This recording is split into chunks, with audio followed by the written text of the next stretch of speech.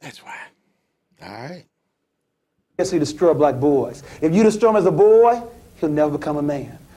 Yes, he destroy black boys. If you destroy him as a boy, he'll never become a man. Yes, he destroy black boys. If you destroy him as a boy, he'll never become a man.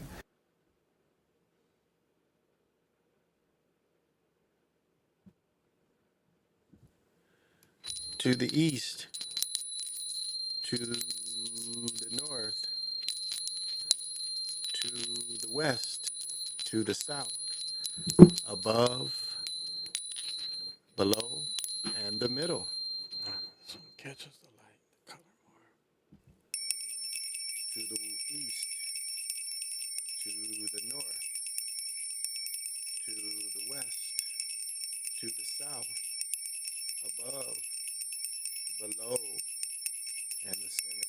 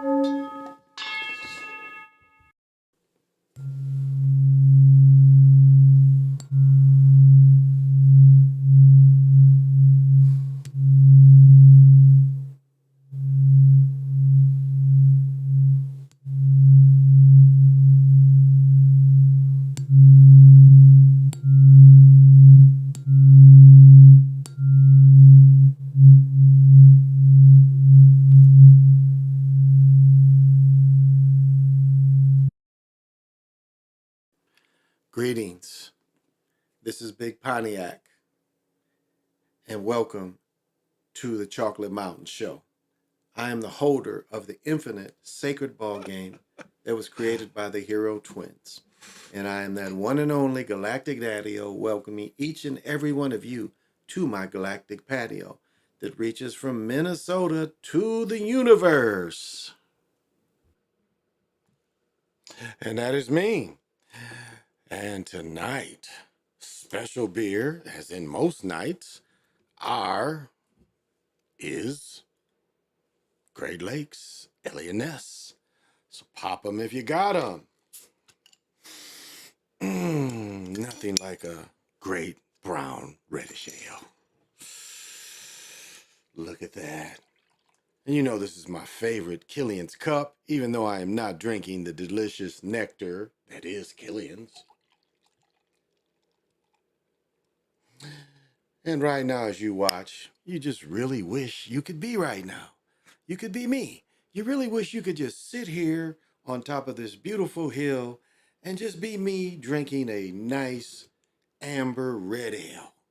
You really wish you could be me, but of course you can't because I'm taking care of it, baby. I'm taking care of it. And I am on edibles. So smoke them if you got them, if you want them. Oh, ATF, thank you for joining me.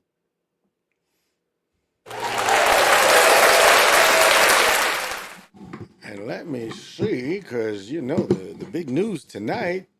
Where am I losing it? Okay, here we go. Kill myself. Yes, good. But where's it at? Not that. Not that. Is it up here? Yeah, right here. The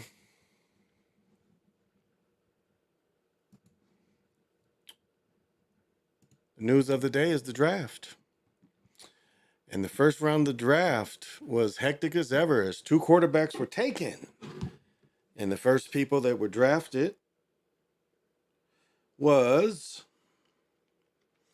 Bryce Young of Alabama, who went to the Panthers. And then you had CJ Stroud that went to the Texans. And the third person picked was Willie Anderson, edge rusher, which could mean he could be a linebacker or an end. And that's by the Texans. So the Texans had two picks in a row. And then you had Anthony Richardson that went to the Colts. And I brought this up to kind of look at the possibilities. Will Lewis was never going number 2. Now, this is the Kentucky quarterback. And again, all these quarterbacks was brothers. Meant that the second round for Lewis, the Kentucky quarterback, ended up not going number 2 overall to the Texans. But he wasn't drafted in the final round at all. What a great job by teams to get Lewis smokescreen going to as the decoy for what they really wanted to do in regards to their plans, whether they were taking a quarterback or not. Toward the end of the first round, it became apparent that Lewis wasn't going to be drafted number 1. He wasn't going to be in the top 2 as the Texans had signified, had sights on CJ Walker. For teams like the Commanders, they passed. And so the Falcons, okay, so I thought that was funny. He was the loser of the night. They thought the wide receiver class, again, no wide receivers were taken. The first 19 picks, which was quite a bit of surprise given the pre-day half of Jackson Smith-Njigba. The Ohio State receiver was the first player in his position to taken, but not until 20. And then we know that the Vikings took a receiver too, but much later. So the Seahawks took a cornerback. They took Devin Wilterson. The Cardinals took offensive tackle. They took Paris Johnson. The Raiders took an edge rusher, which I think everybody's pleased with. And they took Tyree Wills. The first back pick in the draft was Bryant Robertson. I think he's right here. Let's see. Somewhere I saw Bryant Robertson. Yeah, right here. Top 10. Robertson and number 8. Let me see. Remember number 8. So, yeah, Robertson was number 8.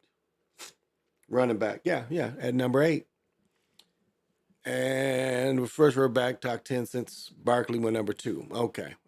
Yeah, that's why they said about him. Lions had the 21st century in drafts. This is my best friend Tony's team. Certainly took interesting approach. Detroit surprisingly selected running back. That surprised me too. Johnny Gibbs really surprised me at number 12 after trading down. Wow. Yeah. And they still have David Montgomery and DeAndre Swift. Yeah, I didn't get that one either.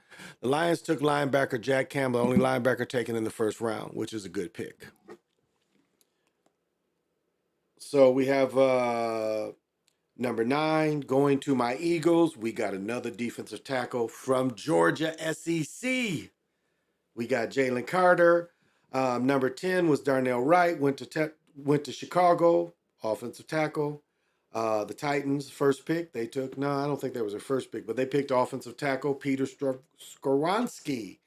Then, as I mentioned, Johnny Gibbs from Alabama. Man, I mean, I know sometimes you say you take the best player possible, but wow, I don't see how that's one of the best players possible at all. So, number 13 was by the Packers. The Packers tried to get their defense a little stronger, and the Packers picked Lucas Van Ness out of Iowa. Steelers picked offensive tackle named Broderick Jones out of, again, SEC, offensive tackle, Broderick Jones. The Jets picked edge rusher out of Iowa State, Will McDonald. The Commanders picked a cornerback out of Mississippi State named Emmanuel Forbes. And Christian Gonzalez went to the Patriots, a cornerback out of Oregon. As I mentioned, Jack Campbell, linebacker, went to the Lions. Tampa Bay got defensive tackle Kalaje Cansey from Pittsburgh. The Falcons, as I mentioned, the Seahawks, as I mentioned before, got Jackson Smith, Nyamdi. Another receiver from TCU was Quentin Johnson, going to the Chargers. The Ravens picked Zay Flowers, Boston College, wide receiver. Jordan Addison is coming to my Vikings. Deontay Banks, quarterback, is going to the Giants. Buffalo picked a tight end. Out of Utah. Dalton Kincaid. Maz Smith, the defensive, that's a great pick. Mozzie Smith going to defensive tackle, going to Dallas is going to be a great pick for them. Anton Harrison is offensive tackle, going to the Cougars. Miles Murphy, edge rusher from Clemson, is going to the Bengals. Brian Brzee, defensive tackle out of Clemson, is going to the Saints. And we got another edge rusher at the 30th, number 1 pick, going to the Eagles, named Nolan Smith out of Georgia. 2 great defensive picks up for the Eagles. And then we have Felix Adakas Azoma, edge rusher out of Kansas State. So my Eagles really did well. Texans did do well too. Let's see. Texans did well as well. Let's see where we get. They say Houston. Where'd we go? Houston kept the score, keep smoke going. It didn't exactly know what it was doing. At number 2, turns out the Texans knew exactly what they were doing. The ambitious taking an edge rusher high in the draft, but they also got their next franchise quarterback in the process after they took C.J. Stroud at 2 overall. They made a massive trade to Cardinals to trade up to 3 and select Will Anderson. Houston parlayed the number 12 pick and 33 pick to pick up 3 to get Anderson, getting the second best quarterback in the draft. They did a good job. Eagles. The Eagles did an aspiring trade up with the draft for one player. That was Jalen Carter, who Philadelphia had to move up 1 spot in the draft to get, giving the number 10 pick and 24th pick and for a player that was number 1 on their draft board. Philadelphia's aspiration could land Carter, and culture of the building would handle, blah, blah, blah. Reuniting him with former Georgia teammates Dean and Davis. There's a minor role, defense tackle. Yeah, I mentioned the 2 people. And, the Arizona, it says, got the help they wanted with the offensive tackle. Seahawks got, I think, the receiver. Yeah, they got the receiver to help. Eagles love the Bulldogs. Nolan Smith toward the end of the draft. The Eagles didn't even trade up for a player, wanted number 10. They got him. Smith is the 3rd Georgia player for Eagles selected in the first round the last 2 years. See? Taking Georgia player the last 2 years. See? So, Eagles got well. Lamar Jackson is happy. Lamar Jackson, as we all know, got his money. Plus Beckman signed. And, he got 52 a year, which is only a year more than what I think Aaron Rodgers getting. So, it's just a little more bread, but made them all feel better. Because, again, this doesn't kick in it won't kick in until next season. So, none of this money other than the bonus will kick in until next season. Not this season coming up, but I think next season. So, it's kind of a moot thing in some ways. The Eagles got an A+, because we got him. Panthers, Bryce Young, they get a B minus. Texans get a B. Will Anderson, they get a B plus. The Colts get a B. They should have been Will Lewis, but I feel like Richardson, so they got a B. Seahawks got the quarterback, good player, but he's smallish at corners, throws his body around. Will he hold up? So they got a B minus. Cardinals with Paris Johnson Jr. He's the best tackle in the class, but he's the elite. Where do they play him? They have a left tackle in G.A. Humphrey, so maybe he plays right tackle or inside guard. Good player. I love this pick of the day. If Wilson's injured foot checks out, which certainly has been for the Raiders, he's going to be a big end and defense to go with Max Crosby. Absolutely. Falcons, Bajan, running back, this is way too high for a back. They gave him a D. They get an A plus. The Eagles move up one spot and get the guy they wanted, the best player in this draft. Yes, he says some off-field issues. We don't care about that. Yeah, we got the best player in the draft. So we coming at ya. Chicago Bears getting Darnell Wright. He's a violent player. He's violent. Wow. Yeah, fills a major void at right tackle. They had a prospect, better front, Justin Fields. So he got some help. Titans, Droskowski, he gets a B. Help offensive line.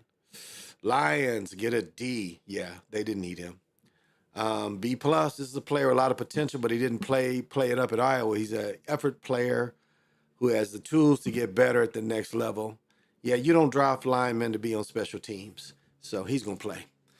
We got a B plus with the offensive tackle. Will get bigger and stronger the next level. He can move for a man his size. The Steelers upgrade the tackle spot. So good pick. They got linebacker. I'm not sure of this pick for this team. This is a little high for my liking. They had more pressing needs. So C. A, they love this kid. He's good length. Lean at 175 pounds. Even so, he will throw his body around. But if you don't draft him because he's elite cover who can fill immediate needs, so he's going to start. I had ranked him as the top corner in the draft. So the top corner went to the Patriots. Good pick. Love this pick for the Lions. He'll be special. Big, can run, and will prove as a cover player. Wow. Buccaneers, the tackle. This will help inside. He has the tools for up the field attacking defensive tackle. All right. Seahawks, B. Seahawks need to get help at the receiver spot. They're getting some considered the best in class. I don't think he's that good, but he will help Geno Smith. That's all you need.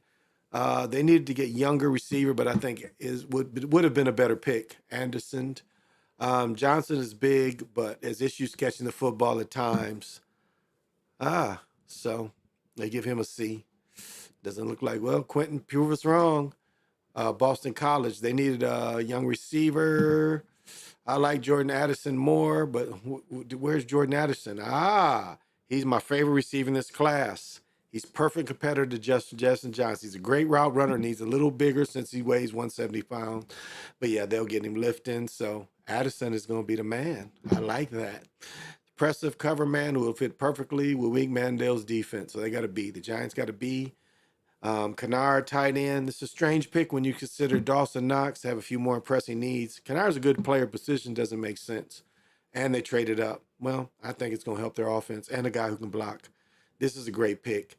Smith is one of my favorite players. He's a player who wants to hold up against the run, but thinks he'll be a better pass rusher. Yeah, because he can move. They got offensive tackle to help the Jaguars. Young quarterback that's coming in, play left or right. Good. So they gave him a B. Bengals got a B. They got an edge rusher, value, getting Murphy in the spot. They want to win a Super Bowl. They have a great quarterback, pressure. Okay. Saints got a tackle, and they need picks of some hits online to free agency, so they filled the spot. They got a B plus. We got a B. He is smallish player who will have to be used to situationally by the Eagles. He has speed and quickness, but he needs to gain weight with the Eagles. He can be used in that role. You know what this tells me and what this statement tells me? This is another safety. This is another safety. He's going to play a lot of safety. Because think about it like this. If you've got a guy that can tackle and you're putting the pass package in there, it's great to have a guy like this. So you can say he's a little smallish, but it's great to have a guy like this that has linebacker tendencies in case they try to run a screen or something, or a quick up the middle for the pass. So The Chiefs get an edge rusher. His position on the edge. I don't love his tape. He's miscast at Kansas State, playing more inside on the edge. But I'm sure he's a dynamic edge player. Well, okay. So that was the big draft today. Shit, they had that shit on ESPN and they had that shit on everything. Man, it's a lot going on though, y'all. It is so much going on. So much going on. I got to just holler at y'all, let y'all see who's all going on today. But we can, let's see. Don't need that anymore. Yeah. What is happening? What is happening now? My man and 1,000-gram PJ Allen. What did you say? Lost all my parlays. One cost me $2,000. And I know PJ said he just barely missed one the other day. What is up with y'all? What is up with y'all not hitting it? Yeah, I need that up again. Yeah.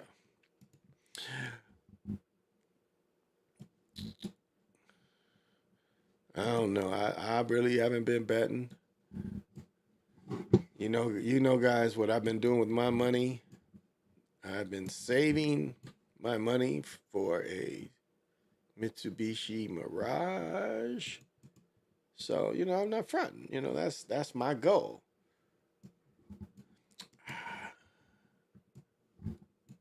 No. Oh, well. Okay. Let's get that out of there. All right, let's start again. All right. All right, y'all.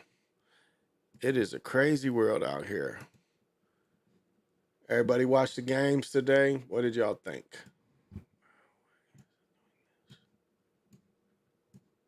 Oh, okay. That's what I needed. All right. Here we go. Games were pretty good. It's funny. It's funny watching Trae Young play.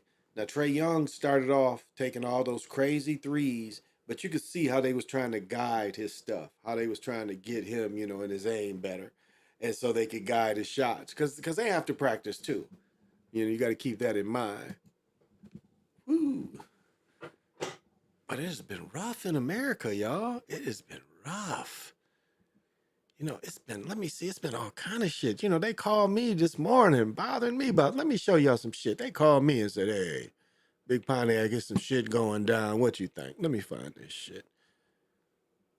Where is this shit at? Here we go. They messing with them. They be messing with me. I'm secret. Y'all know I'm like secret. You know what I'm saying? I'm secret. So when some shit go down, they say, hey, we need to call secret up. This shit. Man, this shit happened here today. Ooh. I was so scared. Let me tell y'all. Let me show y'all what was happening in America. This is not America. This is what's happening in the Great White North. Oh, my. Minneapolis home. Some of it, the suspect. Start again. Let's hear it. 6-hour standoff with the FBI. Tonight, we are learning new details about what agents say they found at this Minneapolis home. Some of it, the suspect streamed on social media. Here's WCCO's Alan Henry. On my way to the doctor, and I saw they had a barricade situation. The FBI, armored trucks, and heavily armed officers. What in the hell? Hell no. Damn. You see why they calling me in the morning? They're like, Tobe, this is going down. Like Big Pontiac, we round and around. What was they looking for? We got FBI evidence response, more FBI, another Fed, a Fed here, a Fed there, a Fed everywhere. This is a Fed's warrant. This is all over a federal warrant. Officers all descended on this. Damn, I know where this is. I used to live like right over here. I think I know where this is. This home on North DuPont Avenue. It's an investigation that started here early this morning, which led to a All right, let me show y'all. This is a typical example. Okay, right here. This is the hood. All right, this is North Minneapolis. It's not terrible. I mean, some of these houses are pretty decent, but this is where they keep most of the melanated folks. Now we got sheriff department right there, and you're gonna hear our female sheriff. which led to a barricaded subject, and negotiations were going on for hours. Agents were trying to serve an arrest warrant on Chu Fing Yang, but he holed up inside and Oops. Man, is that a AK or is that a... So this cat had federal warrants. You know what I'm guessing? I'm gonna tell you what. Now remember, we have a large, very large Hmong community here. My estimate is there's 600,000 Hmong. I'm pretty sure those estimates are right. Again, you know, it's 3.5 million people in this area. But the Hmong are the biggest minority, I think. Because there's, you know, out of melanated people that aren't Asian, it's only 250,000. Natives is the natives is like 100,000 or 200,000, something like that. It's not very many. So I wonder, you know, why the feds want him? Maybe they'll tell us. threatened to kill law enforcement. Investigators say when the suspect finally left the home, he had a hostage tied to his torso and a shotgun pointed at her head. This person was on. What? Oh. What in the hell? Hell no. Damn, what? At her head. This person was on. His torso and a shotgun pointed at her head. The home, he had a hostage tied to his torso and a shotgun. What in the hell? Hell no. Pointed at her head. This person was on social media videotaping what was happening from inside the residence live. So that does exist. And clearly, even from. And you two motherfuckers need Jesus. His own social media, this person was armed during this incident. Down the street, Ben Bump was also streaming.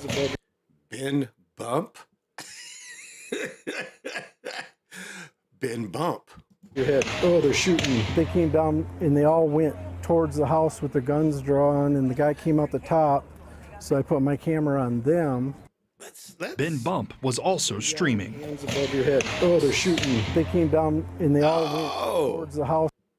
On the street, Ben Bump was also streaming. Hands above your. Man, look at this. Look at this. Now, wherever I've lived, and the way I've always been trained, and again, my training comes from being a cop and fucking around, you know, just fucking around these American streets. But one thing you always have to keep in mind in shooting, and you know, I know ammo can play a part, but shooting lanes. Because you have to account for every bullet. Now, if you look in here, they just shooting and the kind of, you know, if they're shooting just basically 223 ammo, it ain't necessarily stopping in that house. And they are just freely firing. And that is mind-blowing. Now, again, you can have ammo that it hits wood and shit, you know, it won't travel as far. I know that it does exist. But you still got to have ammo that tries to find human flesh, so you got to shoot it in there. And I would dare say there is no regard for firing lanes. There is no regard for firing lanes. They are just firing up in here. Oh, they're shooting. Look at that. Look at that. Look at that. Look at that. They all went towards the house. Look at that. They're just firing up in this crib. There's one crazy dude in the crib. Oh, I want to say this. This is the New York style hats, the smaller hats. And you see he puts the egg, you know, that's called egg, you know. I don't know why that's scrambled eggs and shit. But anyway, this is New York style hats, the smaller hats. Was armed during this incident. Down the Look at this. Watch them start firing. You see them firing. Watch. street, Ben You hear Bump it. was Let me see. Let me turn it up. also streaming. Hands above your head. Oh, they're shooting. They came down and they all went towards the house. See, you hear all that? Boom, boom, boom. with the guns drawn, and the guy came out the top. So I put my camera on them, and then while I was trying to hold it, there was about 3 shots. Listed on Yang's warrant was this carjacking and police chase from the end of January. During that pursuit, a puppy was tossed from the moving car. Tahoe, as he was named by deputies, had to be euthanized last week. As for Yang, investigators Why did they mention that? It's like some John Wick shit. He done threw the puppy out the window, so they got mad about it. Well, so he carjacked. Okay, let's go. used his cell phone to track him to this home. And despite 6 hours of negotiating, the FBI says with the hostage at risk, agents were forced to fire. And whenever things like this happen, it's just hard to watch. It's hard to see. It's hard to see. Alan Henry, WCCO News. The woman involved in this incident was not shot, but she was overdosing on fentanyl and had to go to the hospital. Minneapolis police. Damn, wait a minute. So he taped her together, and she's like, "Hey, you can just give me y'all take this fentanyl." And the Hennepin County Sheriff say their agencies did not use deadly force.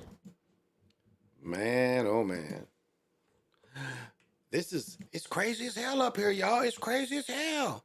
Crazy as hell up here. That ain't it, y'all, though. That ain't it.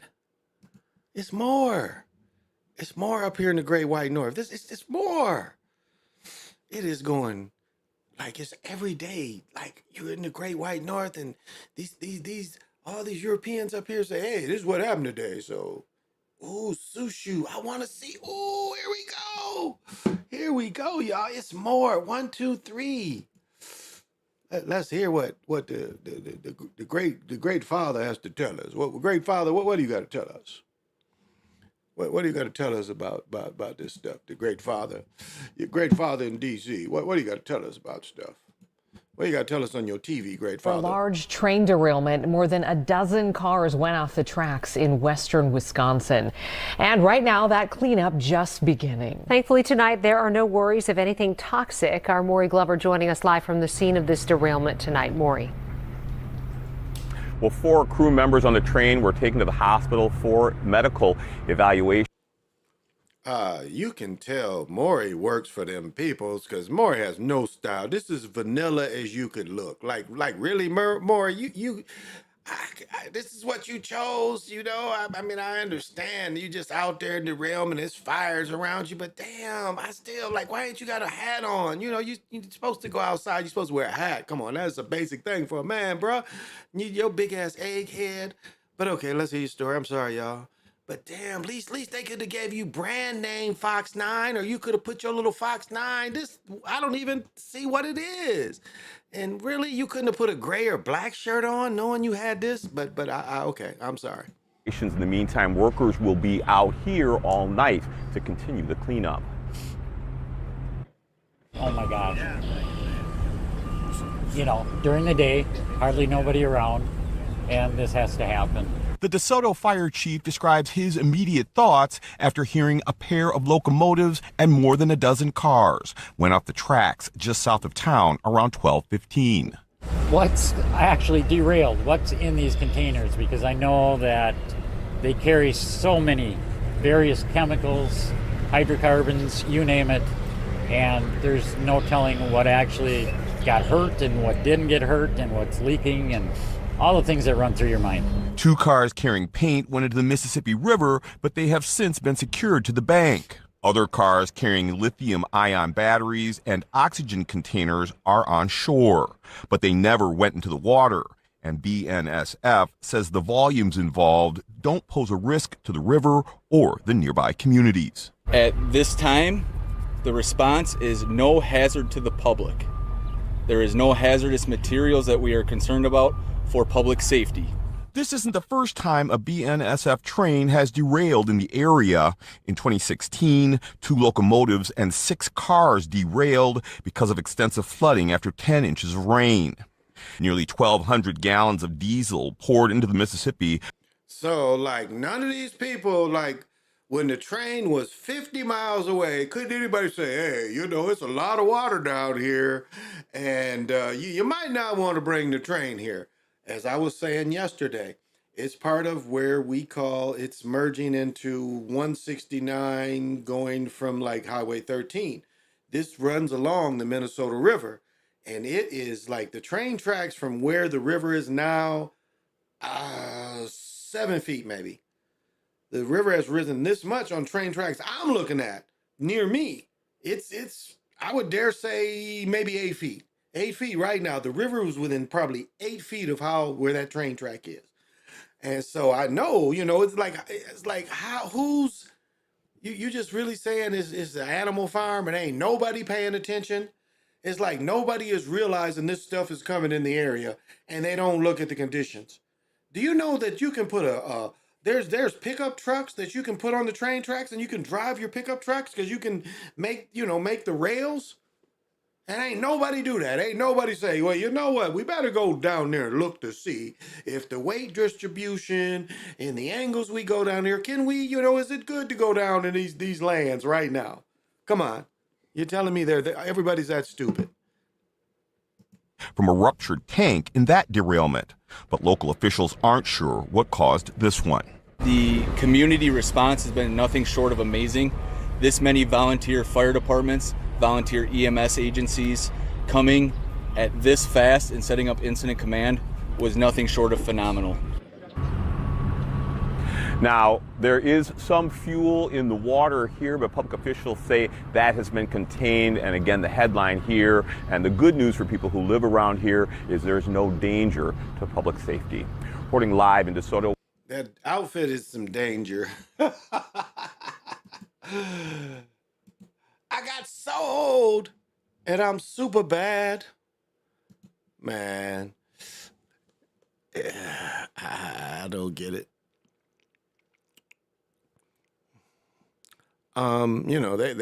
This almost brought a riot. Let me show y'all. They was almost rioting over this. I gotta show this. These people up, they do not play up here with their fishing. Let me show you. They was going crazy up here over this. May 13th, the Wisconsin opener is next weekend, but many anglers may not find the bait they want.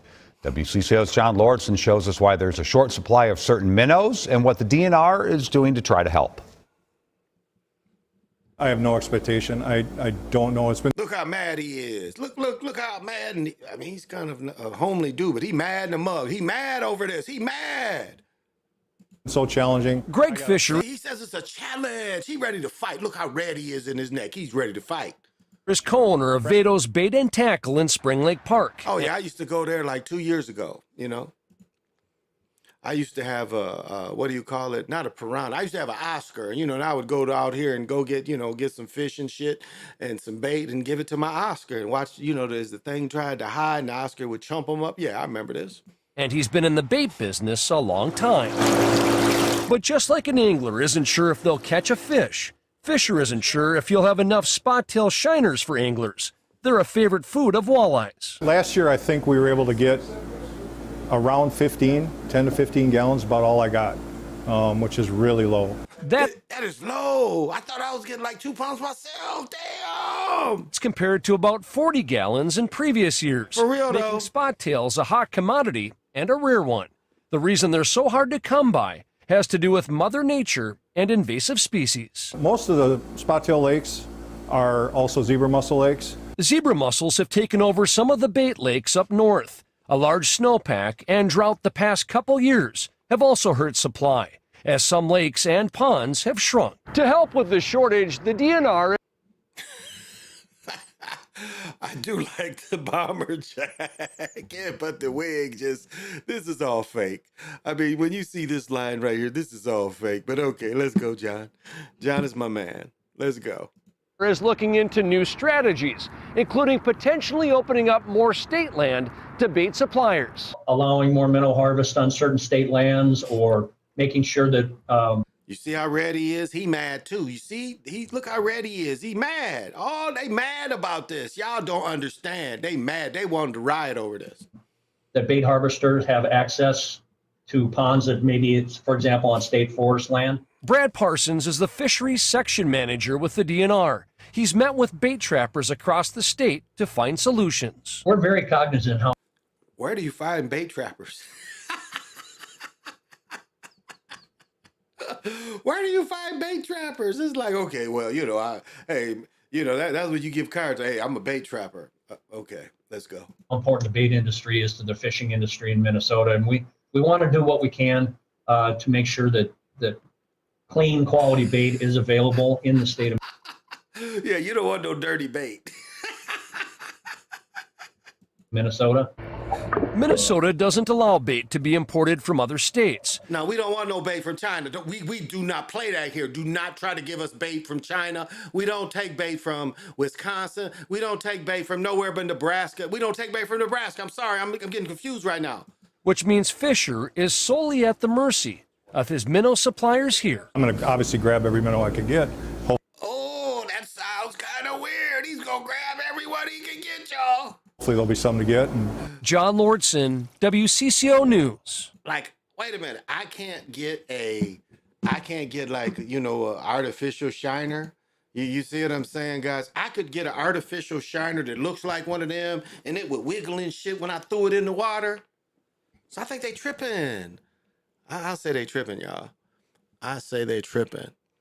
Oh, man, it is so much going on in here. Oh, man. Oh, it is so much. I just have to save some of it.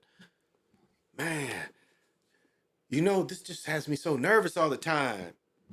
I think they going to riot over bait. They was like meeting and stuff, and they was like, hey, yeah, we serious with our bait. And I'm like, man, I didn't know you was that serious. Brad is mad.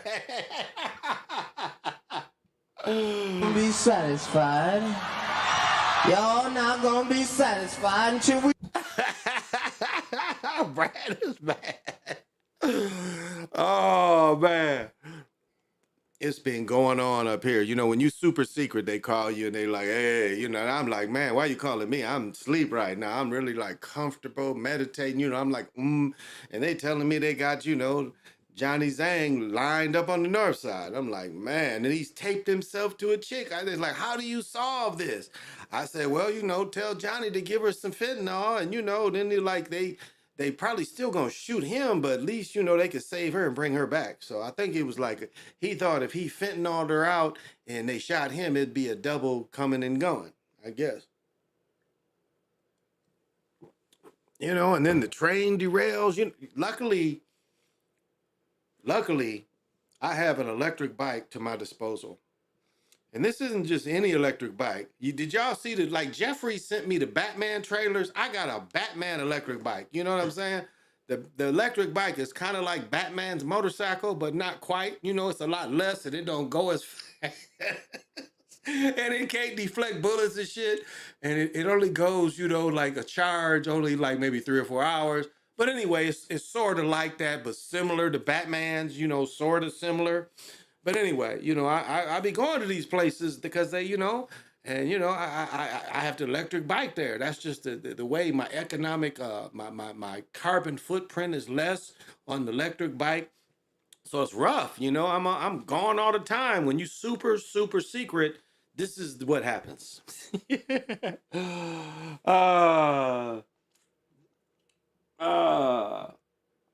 I'm gonna have fun as always. As always, just have fun. And welcome. Who's here with me? Jamar, welcome. I made myself mixed up. Should have went straight up my money line. Oh, I should bet. Because, the way I've been keeping track, I've been winning. So maybe I should bet. I just forget about it. I really, really don't take the time to sit down and just physically do it. So maybe I should. But there's so many other things I like in life, I do like so many other things in life. It's like, if it's a nice pair of sweatpants and betting, the sweatpants is probably, because like I can wear the sweatpants right now and, maybe I didn't double up my money, but I got these sweatpants on, So it's like, I don't know, baby. I don't know. It's that's kind of pulling at me. Like, and as I said, some days you just spend so much bread. It's like this little stuff.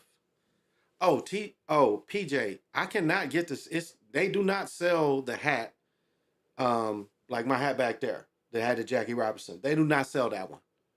Them was just exclusively the ones they put out here. That was it.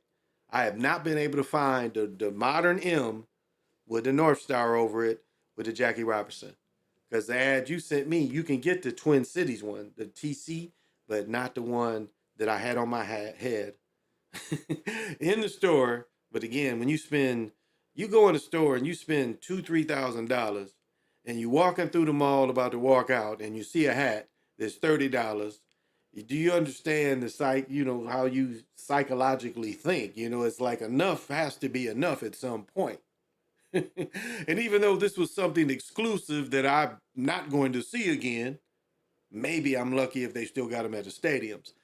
But it'd be them kind of days where you just like, yeah, this is here, but damn, I've done spin a grip.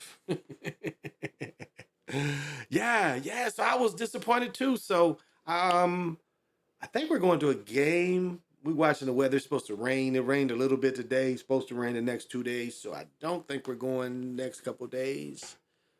And just found out we could have went to the Timberwolves game. I might have mentioned this last night. We could have got tickets where we sat before for $125. So we could have went to the last home playoff game. And you see, they trying to pinch Ant.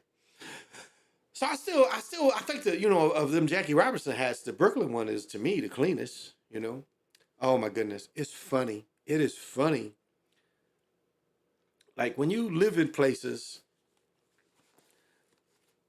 like people don't realize how you can make an impact.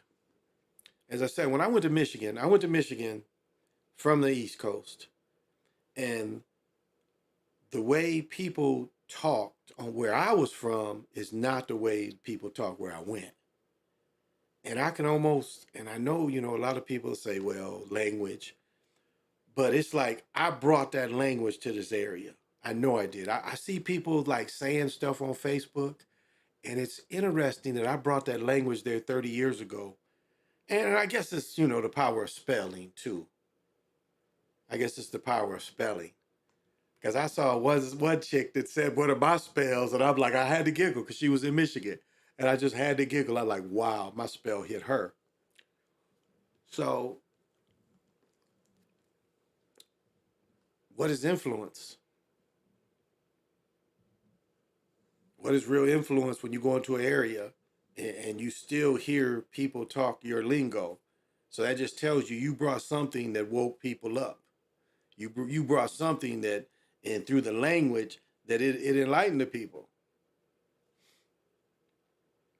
And not in a negative way. So,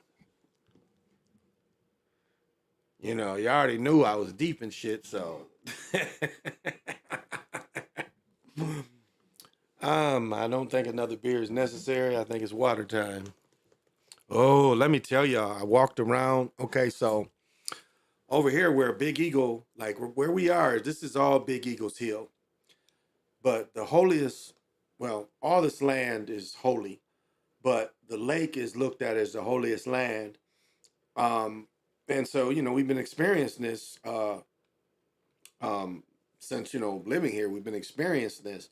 And so we went around the lake, and which I took this with me, and I didn't show this last night, but yesterday we went around the lake, or actually Thursday afternoon, because now we're in Friday morning.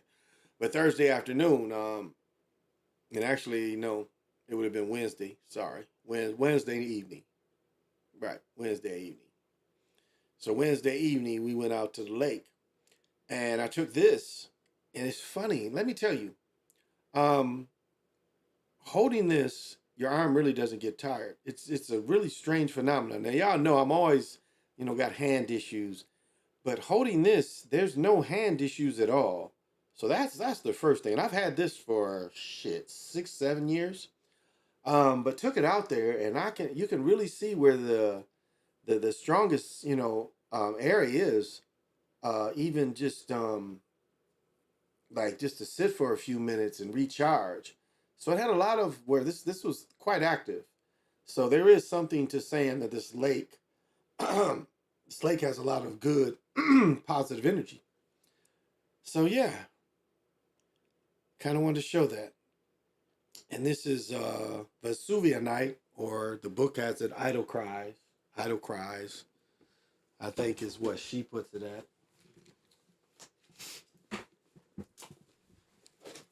And you know what people don't realize is pendulum work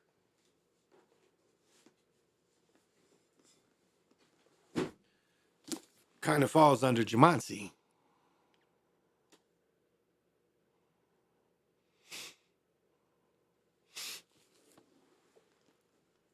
I mean, it's another practice.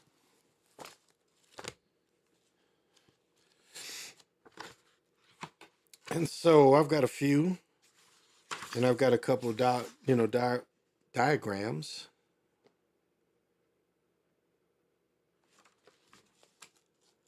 And let's see.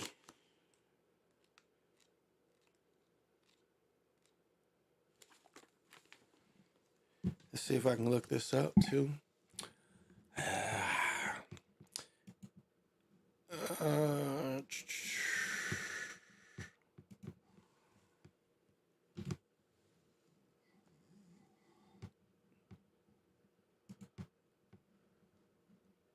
See if I can find this in here. Okay. See if I can find the mineral. See if I can spell it. Spell it fast enough. Yeah. This is it. Vesuvianite.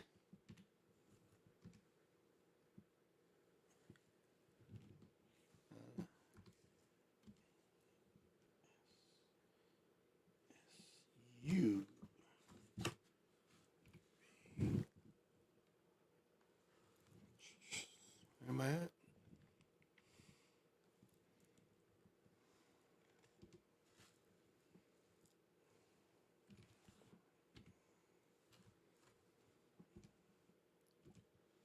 See if they show this. Ah, here we go.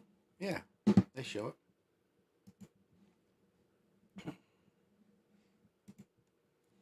So this is what my pendulum is made out of. I have actually 3 pieces of this.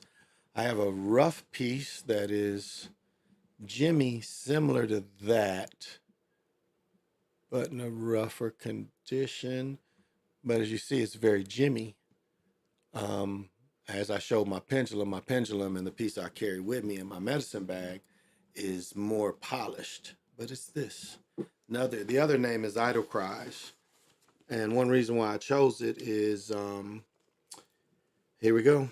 It's a highly energetic stone capable of affecting any of the chakras, although the predisposition of a certain specimen will vary according to color. Yellow-green could help stimulate and integrate the solar plexus and heart chakras, making it easier for individuals to align personal with the prolonged groupings of the heart. See if Natasha, okay, let me see what Natasha says about it. Vesuvianite is the earth element ally that aids in the regulation, organization of the mind and body. It helps one to align one's thoughts, such as, I need to lose weight. With one's physical reality, it's better put down the ice cream and go for a walk. Sometimes a disconnection between mind and body are seriously impair our ability to manifest our desires, our goals. This is often due to ignoring the body in favor of developing the upper chakras, one's spiritual or mental properties. Yet the body and the physical chakras are vital to our spiritual learning. Vesuvianite assists in reconnecting the mind to the body and ensuring that one's thoughts can become reality through aligned action. Vesuvianite helps one developing one's ability to affectionately use the mind and body in service to spirit. It helps one to integrate spiritual ideas and principles into one's daily life and aids in identifying and acting upon one's path of service. So, I have this, and maybe, I should do a show on, like when you have big crystals and certain crystals that should just be in your environment. Like I've got these things that back here. This is an Omen head. This is the first Omen statue of they call it the Wrestler, but it's him sliding to hit the ball. And then the Gus Macker trophy, but also the Alchemist Bowl. I mean, there's things you can put around you that just raise your vibrations. And this is the kind of stuff, that I put around me. So, it's not, I don't sell this. I don't sell this. It is just something that is just things that you can put around yourself that will help you. That's all. Because everything around you should have a purpose, a meaning. Wow, I've drank all the water, but this. And I got another beer, but I'm gonna drink water. I mean, whatever art you use, whatever, it's all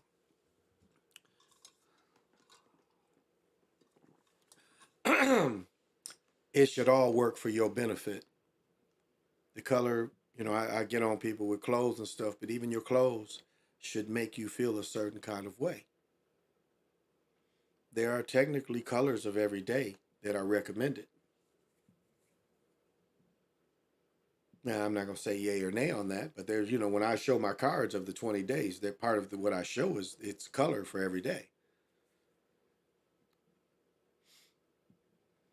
To try to help you get it more in line on what's going on for that given day.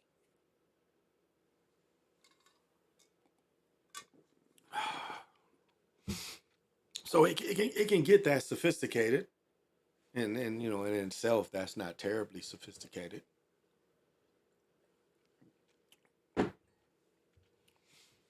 But raising one's vibration. And pendulum work is really cool because it's a part of divination, and it can be simple as yes, no. Let me see if I get it to work. Got a little breeze going. All right, go to your right. All right, need you to go the other way. Rotate opposite.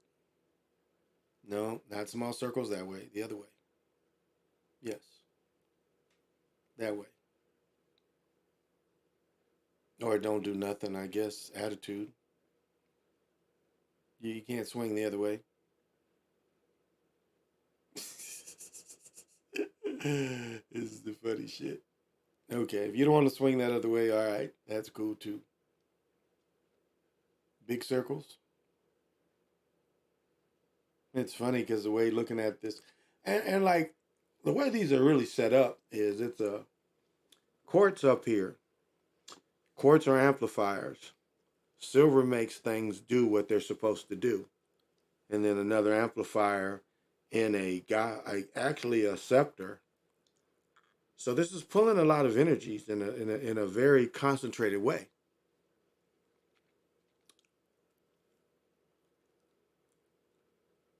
Oh, okay, now you want to go that way. Now look at it, showing off. Okay, I put you in my left hand and you automatically go that way. See, this is some show off shit. You see? Should be having attitudes. But these are tools that you can have a relationship with. Finding shit that you lose. I mean, if you don't have good habits and losing shit, this kind of thing can find it. But it's very good for yes, no answers. And then you can start getting boards. And this can be personal to you. There's nothing demonic about this. It's very simple energy that works off. Like, I would say the greatest thing about this is really if you want to find the perfect spot to meditate in your house, this is a great, like, say you just buy one of these and say, look, show me the perfect spot in the house. And it will show you the best spot in your house to meditate. And you can put it down if you don't, but it will show you that. It will show you where the ley lines are. Because ley lines go all through this earth and they have fractal lines. And on, like, if you own a house or you live on a considerable property, see the ley lines, see where the strongest parts in your house are. There are naturally energy that we're naturally fed. And that's like a little bit of what Tesla said that could be looked at as real is there's natural energy out there. I mean, think about like what Bluetooth is. Tesla invented Bluetooth. And I know my son and I argue about this all the time, but technically he did invent Bluetooth. Because what he did is he said, okay, I have an energy source right here. I'm going to take my device over here and I'm going to activate this device, connecting it to the energy over there. That is technically Bluetooth.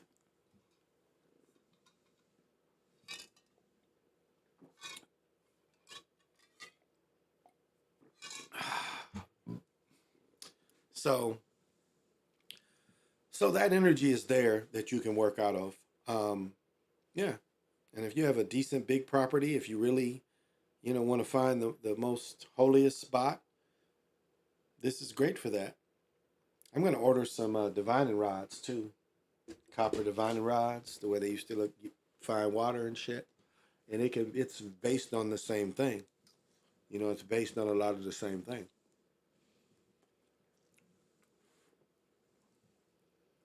And I'm sorry last night they cut me off. They've cut me off they cut me off. Ain't nobody using any internet in this spot but me. This computer is a gaming computer. It can handle anything I'm doing right now. And somebody says my internet is cool. And the main line is right here in the room with me. So they cut me off. I was censored in a small way. Saying that, I guess bandwidth or whatever.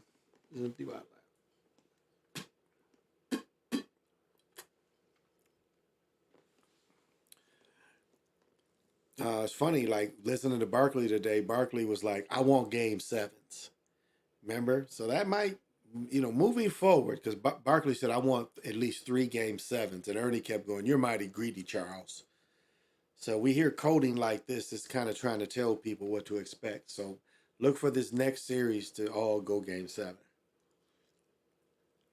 I think that's what I read out of what Charles was saying. So I don't know. I could be wrong, but we'll see. My bitches. You saying you can't control your bitches? What's the most craziest thing you ever cut coke with you sold back in the day? I've told this story before. Like I had a bunch of snorters, and baking powder. If you just got snorters, it's cool. They won't never know. But it will get like gummy and shit. It can stuff you up a little bit. So you cut a lot of baking powder. Mannitol was the best cut. For coke was mannitol. It just people shitting and stuff. But I remember selling some people that was, again, people forget when people individually was still cooking individually. So you get a coke to them and they knew how to cook it up. So that's how you sold it to people. So again, I really didn't know these people. Well, I knew them, but I knew my friend, and so I was sitting at home, and he called me and said, man, we put the flame on that shit to rock it up, and the shit shot out the tube. So that's probably the funniest cut story I ever did. But mannitol was mostly the thing. Mannitol came in some chalky stuff, and there was no weight to it. We used to get like big boxes of this shit. You could just order the big box, and it was so cheap, like 10 or 15 bucks for like a case of mannitol. And if you don't know what mannitol, it's very chalky substance that makes you go to the bathroom. But as a cut, it absorbed the coke really the best. Like if you had like a half a key and you took like, I couldn't even say how much mannitol, and you cut it into mannitol, and then you repack the coke. You know what I'm saying? You like re-block the coke up, like you took the ounce and re-crushed it, So you took that mannitol and you put so much of that mannitol in it, and it really absorbed. I mean, it really, it made it more, but it really absorbed. Like the book, I think it's called Dr. Ice, Larry Lavin. Look up Larry Lavin. There was this other stuff that Larry Lavin hit me to, and one of my friends in Battle Creek was a pharmacist, so it wasn't illegal to get this shit. But I should look it up. I should get the book and tell you. But it's a chemical. It was a clear liquid chemical that you could get, like, say you had like a Big 8, you had 4 ounces, or just an ounce of coke. You could spray this shit on there. Like you would like spray a side of it, and you would put it under a baking lamp, and then you would turn it and spray more of this shit. And before you knew it, like it would give you almost like a half ounce worth of work. It would give you like about a half ounce worth of weight. So it would make your ounce. Some instance, you almost got like 15, 16, 17, 18 grams off just spraying this shit on there. So that was one of the best things. But the funniest thing was that baking powder, excuse me. Because, when you get baking powder hot, it rises. But that shit, he's like, this shit shot out the tube. So I drove over there, and I'm like, motherfucker, I'm wasting shit. So I went over there, and I'm like, how much did you want? So I had it weighed up. I cooked the shit myself, and I was like, shh. I'm like, okay, cooked it for him. And they was like, happy and shit. But it was just kind of funny. I was like, okay, I'm sorry. Because I remember my cousin was like, yeah, it kind of had my nose all stuffed up. It's that baking soda, it get gummy and shit in your nose, I imagine. But the weirdest stuff, I had a girl fucking, like, it's just people get stupid sometimes. And so this chick, like like my best friend in college, his girlfriend and I had like a love-hate relationship. But she just like if she couldn't find that nigga, she would find me because she thought she thought that maybe she'd catch him with me and he wouldn't be with me. And so she would catch like me between people. I'm like not doing nothing at the time, just smoking weed and shit. And like earlier in the day, we had some Dristan pills, and it's like a Dristan pill was like if you tore it apart, it was like a million little. It ain't even no candy like that. I can tell you, it's these little pebbles, like little round little pill parts. And so I just like was fucking around and just did it. And like was just smoking weed, drinking, and she came over and shit. And she was like, she saw the shit and she's like, oh, you doing it like this in here. And I'm like, okay, I'm just going along with her. And she cut a straw up and she snorted some of that shit. And I was like, okay. And she was on. She was like, I'm on. And I was like, okay. So she left crazy. This other chick that I ain't really know her, but like one of my guys was with her and she came and she hit that shit and she stayed the night. And this shit was just Dristan. She hit that shit and she was smoking weed and drinking and she was ready. So yeah, those are the type of shit to cut. But Minotaur was really cool. But that stuff Larry Lavin, I got that out of that book. And I was like, I'm always around niggas because like my guy had just got his what is it called? Pharmaceutical degree. He had just got his degree and he was working at the local store. And we was just all having a beer, smoking some weed or having some beer. Maybe not even smoking weed. And I was just like, I cut into him. I was like, yo, can you get this? He's like, oh, you want that? Yeah, I can get you that. I was like, how much? He's like, man, this shit was cheap. It was like $20-$30 for gallons of this shit. So I bought a few gallons of that stuff, and that stuff was really what they said. I mean, you really could just put it in a spray bottle and spray this stuff, and it would adhere to the coke. You put it under a heat lamp, and it would almost, like I said, it would give you about 14 grams. And you guys heard of blowing up dope. Dudes would cook dope with 7-Up. So you would take some crack, and then you would heat the crack up with 7-Up in it because it got the sugar in it, and the sugar would adhere to the crack, and it would make your crack expand. And then people, I ran into some shit here. I don't even know what the fuck the shit was. And as I said before, I went to cities where what they were smoking wasn't crack. It was another chemical. And these people still acted like the chemical. Now, do you understand what I'm telling you? They were not on the chemical. They were on something else called the chemical, but they weren't smoking crack.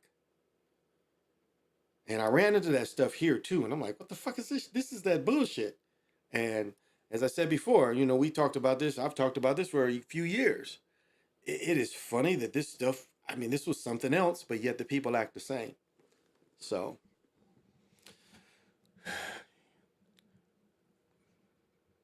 yeah, that's some of the craziest stuff. That's some of the craziest stuff. Oh, you never heard of that? Yeah, blowing it up. They call it blowing it up. Yeah. You take 7-Up or Sprite. You could use Sprite too, but that was called blowing it up. And the sugar would adhere to the crack. It's a way to kind of cheat, get a little more out of what you had. Cause like I remember when I went into Michigan, I was seeing that shit on the East Coast. And when you would see keys on the East Coast, you would see that shit. Like one time, it was a type of cocaine called Peruvian flake. This shit, like if people saw that movie Black Ice, remember Black Ice when they bring the ice out? This shit looked damn near like that shit. This shit was so, what do you call it, effervescent? But this shit was sheets. Like the key was literally sheets.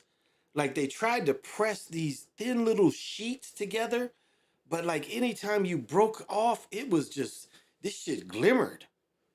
this shit like would glimmer. This shit was different. It was really like different, but that they called that Peruvian shit. That shit was really different than some of the other stuff you were seeing. But you would see the yellow. Like I've said it before, it'd be like yellow. So niggas would get the keys and they would cut the keys in the middle and they would try to take all that yellow out of the middle and then fill it in with some type of cut. Because that was, that was some of the better parts of it. So it was a lot of ways. Like I've said, these girls was snorting drift stand and they was getting high off that shit. So a lot of times, they say, it's what is it? As I've said, I ran into 2 cities that wasn't smoking crack, but yet they were acting the same way that crack people acted. And it's funny, when you would ask people about crack more than any other drug, like, what is it? And none of them can really tell you, other than the first time they got high. But none of them can really tell you what it was that they liked about it. Some that you just really literally saw destroy everybody.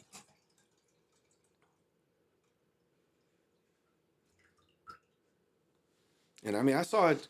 See, what people don't understand about poverty is poverty affects everybody. There's no color line for poverty. And what people fail to realize is, this country is mostly Europeans in some parts of the country. And as I said before, I used to have contracts with the welfare office, and that opened my eyes. It was way more Europeans. But crack devastated a lot of European families, especially working class European families. My ex-wife's family was very working class. All these people were very working class people. In some ways, independent contractors in their own rights. Some of these cats just straight up had their own business. Like when I met all these people, they were all on the ball. In 10 years, it's like my ex-wife, my children's great uncle was one of the best pool players in the whole state.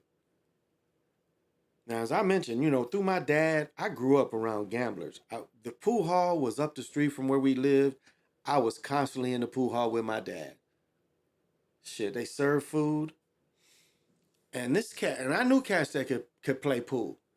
And I played with this cat, and this cat was legitimately, in his prime, the best in Michigan. One or two.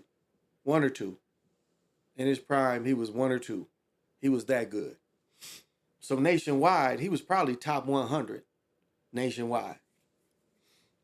And he had all that skill. Great gambler. A great gambler, all of them. That's what he was raised to do. And he succumbed to it. And what I watched a generation of people do is that life also comes with bad diet. No exercise, sleep issues. And I watched this same group of people that was really productive, like a generation, get wiped out. Like 10 years, it wiped out their production other than fucking hustling and cheating. But all of this group of people just died off from this lifestyle. Killed them like, the crack didn't kill them, but it's like the health issues that came from the crack lifestyle.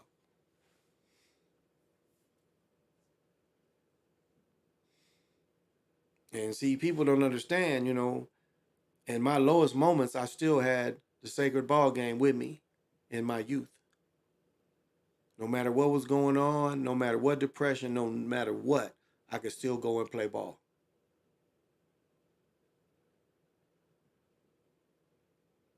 And no matter how low my life was, no one could say that I wasn't playing ball.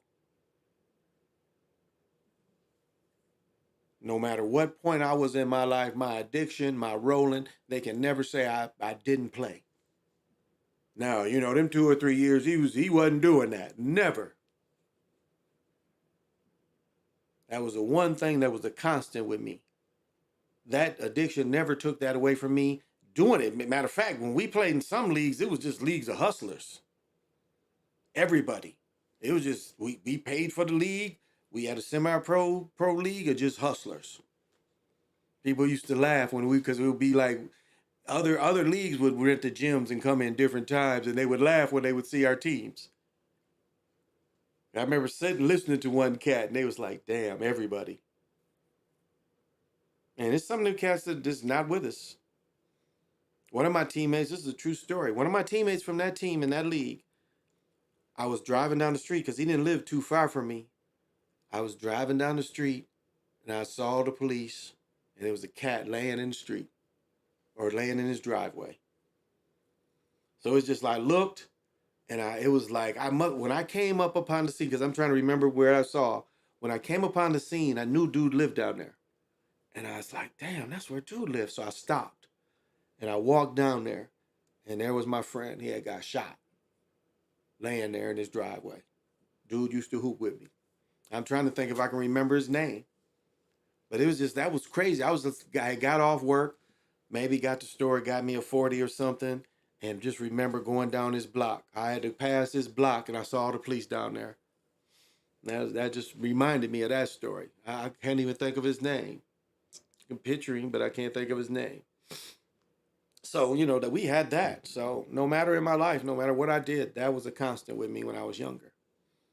And I think that helped my sanity. I definitely helped my health. Because there was really no time in my life where I was just totally out of shape. And of course, all y'all know when you hoop, like when you 27, 28, 29, if you don't hoop for 2 weeks, you get or don't hoop for a month. You might have a cold or something, or you got to work and you can't have the time. You know how you get out of that kind of shape, but never just total out of shape. And again, y'all, I hooped at 250.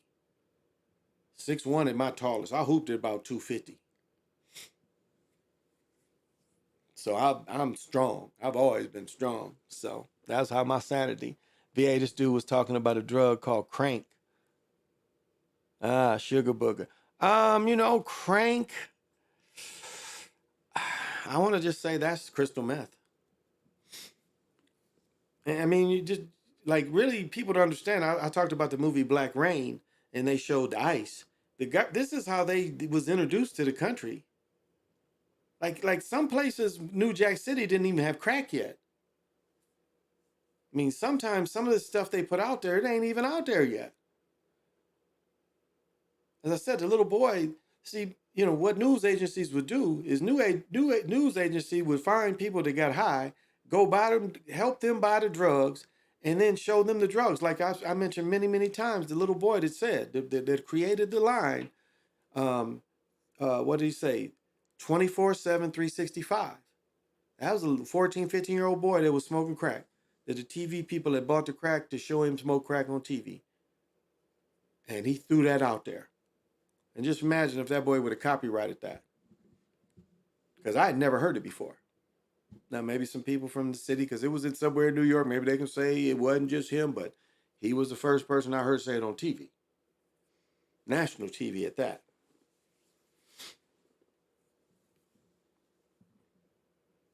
So we know, like they busted a sophisticated heroin ring here. And again, some of this stuff is so sophisticated that, it has to be some kind of cooperation somewhere with some entity.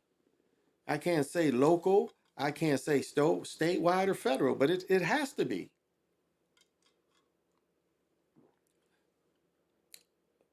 Here, I mean, think about like when I would just buy weed here and drive back to Michigan.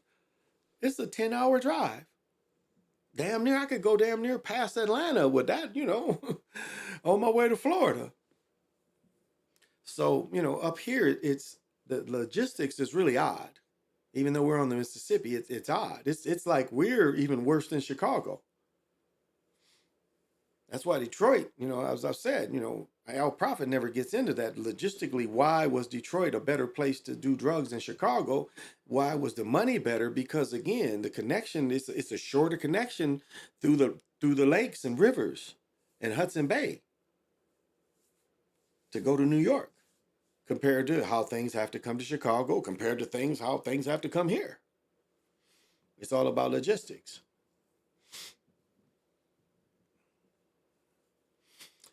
So, but I guess my point was, the first time a lot of people saw what's called ice was in the movie Black Rain. And it was crystal meth. You know, they were showing that the triads was producing crystal meth. But again, they're glorifying this. New Jack City with Chris Rock smoking this. They're glorifying this. And people don't really understand is like freebase. You know, when people was really smoking base instead of crack. I mean, it was really a social thing. Again, powder was looked at as a social status. So was, you know, freebase compared to crack. It was more of a richer person thing. So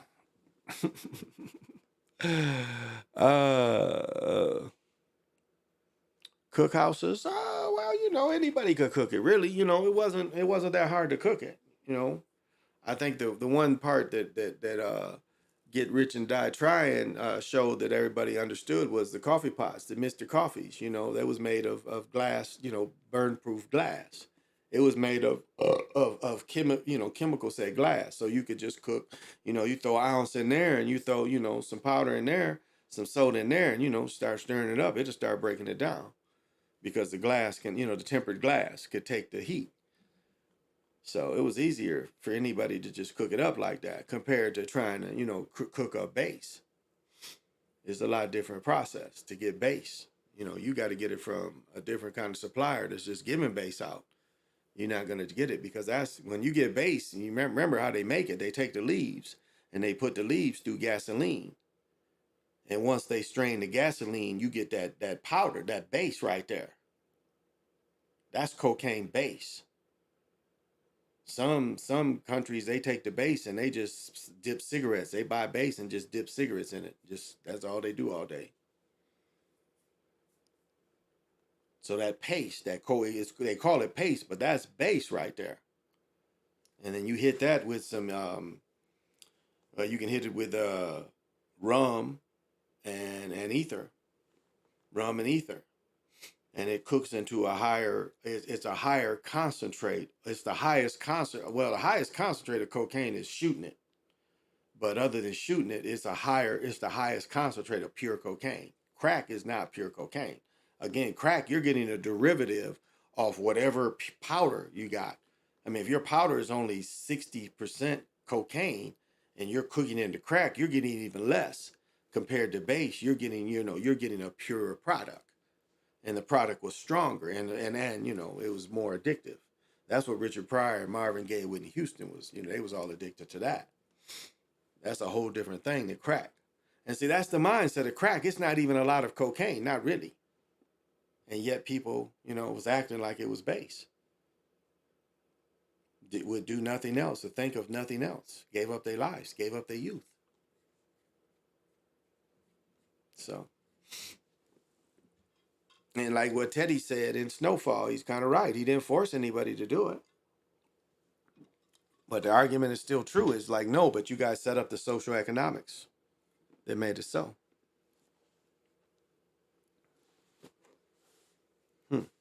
I'm tweaking. I'm just sitting. Oh, here it is. And that has to be considered. You know, the social economics has to be considered of why such behavior.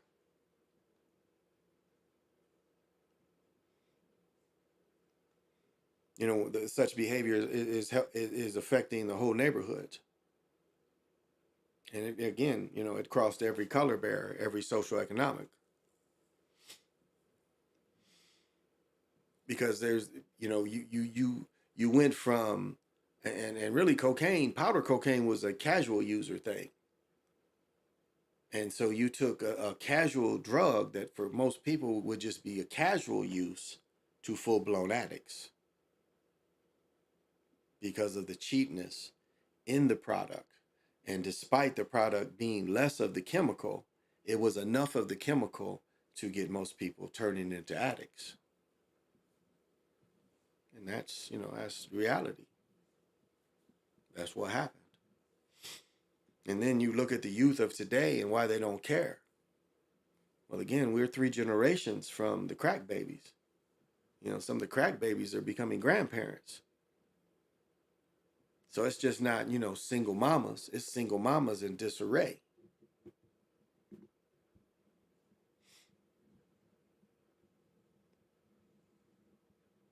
And so we've went, you know, just as we get hard on the generation of abortions, we have to look at this generation of mass incarceration again, and Clintons and the Bidens,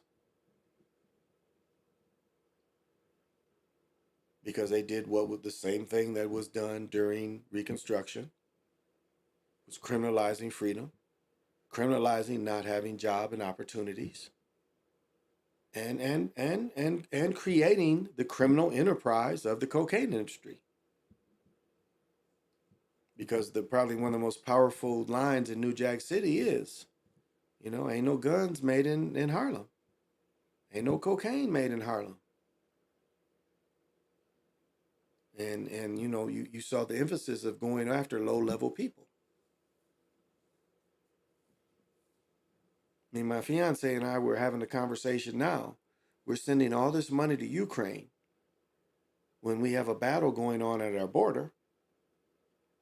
And supposedly they're telling us that the cartels have the biggest hand in bringing in fentanyl. Now, if all this illegal drug activity is going on there, why aren't we taking military dollars and going down there? And I've said this many, many times. I'm going to say it again. It'd be very easy to blockade all of South America. We have the necessary force to blockade it all. And then start going into them cartels and destroying all of it.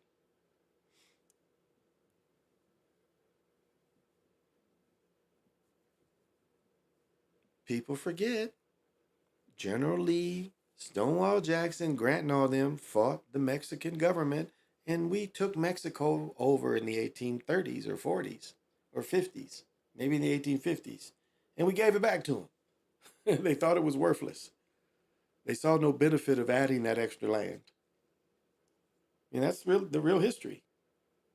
We actually conquered Mexico in the 1850s. America conquered Mexico. That's why that Cinco de Mayo and all that is just, it's made up shit that means really nothing. It's the same thing I said with the French trying to say 200 years since, you know, they took out the king. And, you know, people was like, well, it wasn't that long ago. Them Nazis was walking up in here with y'all hoes. Well, I got to pee, so y'all going to have to check out some of my vintage work. While I take a break, stand up. How long have I been going? Okay, good time. Oh, man, that wasted some good time. Not wasted time. Our time, your time, my time. We all can shine. While I take a break.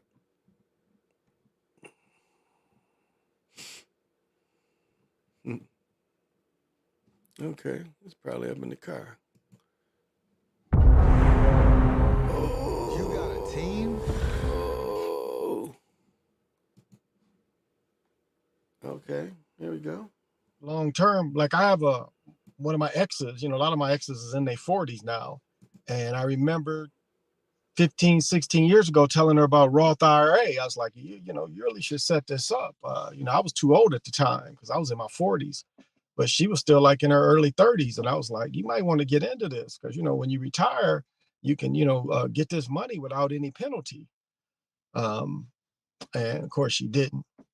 She just got a regular 401k from different works. But I was like back then telling her that was worth investing in. You know, to be able to draw that money out without getting taxed, you know, so just some things to look at. I guess I'm gonna start here. Back when 2010, when I was going through my divorce, it was like I got really hit with some whammies. My ex-wife had stolen all my furniture out of my house. She had stolen my children, technically, and my car got totaled, and I lost my job. All this happened in a matter of like 3 weeks. So, you know, I'm living in my house, and this is what was funny is while we were separated, I was dating this other woman, and this other woman like needed some place to put all her furniture. She had another furniture, and so I had a 2-car garage. At the time we only had, 1 car. So I filled up half my garage with this furniture that, really she didn't want. And so when she stole all my furniture, I just was able to bring this furniture back into the house. So I had furniture. So it wasn't a great loss. As much as I held on to the job or tried to hold on to the job, again, unemployment just wasn't giving me as much as working, of course, no overtime and unemployment. I had to short sell my house. And so I ended up living with my mother for about 6 months. And all through going through the divorce. Now, I've told the story before. When I was going through the divorce, when my first day of court, my first day of court, I was still working. My ex had 2 lawyers, 2 advocates. It's just me. And things didn't look good. Things really didn't look good. They looked bleak for me, but I never gave up. I still went at it. And then within weeks, I was able to get a lawyer. And really, I tell this story to tell this. Despite all those upsetting, I never gave up on my children. I never gave up on myself. I keep plotting away. And I was telling my son the other day, I remember the last day, my last court date, again, I got my lawyer, and it was like 20 grand because family court. And, every time you call your lawyer, it's just money's. But anyway, at the end, my ex had flunked 2 drug tests. I hadn't flunked any. And we're sitting in the court. So my final day in court, everything, I got my children back. And so because motherfucker. What you mean you ain't gonna let me in this fucking joint? Much money I done spent in here, nigga. I knew your mama when she was home. So I go to my final day of court. I had to ride the bus. Oh, I had to ride the bus. So I'm wearing a suit and tie on the bus to go to my court date. No. So I ride, and it was funny when you live in the suburbs. You got to take a bus to go here, bus to go here, wait here. It was that kind of deal, but it's smooth. So finally takes me downtown. You flower jacket wearing nigga. Shut up. You lied, nigga. You lied, and you know you lied. You flower jacket wearing nigga. I could have funny with myself. All right, I'm back and refreshed. I guess topic number 2. What did I think of the what did they think of the new episode of Snowfall? It sucked. It was like they wanted to get it over with. I mean, that's what I got out of it. It was like I broke that down the other day. It's like the mother had to kill Teddy, who started the epidemic. Woo. And yet she could not continue. She had to kill her son. She emotionally had to kill him too, because this couldn't continue. And then that's a naive thought to say that if you kill him, it stops, this thing stops. That's a naive thought. It didn't stop with him. So it was, and him saying he was free in the end, made no sense. To say that this man didn't have any ingenuity at all, that all he could do the rest of his life is just not pay his bills and get drunk, despite the house being paid for. Like nothing to him ever said, well, I can go do something else than to get drunk at this age. I mean, and it just shows you that young man, for him to agree for it to end like that. Why? Such a brilliant character in some ways. And I say brilliant because the fault, again, when you're a government agent, you go all the way. What did we see the fault in when we looked at Scarface? Remember, Scarface had everything, but the government still was pinching him a little bit on the tax evasion and money laundering, despite him working for the government. But wouldn't Tony do? Tony wouldn't kill them children he was supposed to kill in D.C. because he said that the target, was with his family. So Tony wouldn't kill him. In Snowfall, he killed his best friend for the better good of the business. Because he saw that if if his friend was able to retaliate, it was going to mess up business. So he did what was necessary. to keep the business going. I thought that was very brilliant writing. Where we see the fault of Montana, who could have kept his way of life, despite, the government saying money laundering, he knew people. He had enough money to get out of it. So I thought I was very, very disappointed. Very disappointed. Hey, Key, what is happening? What is happening?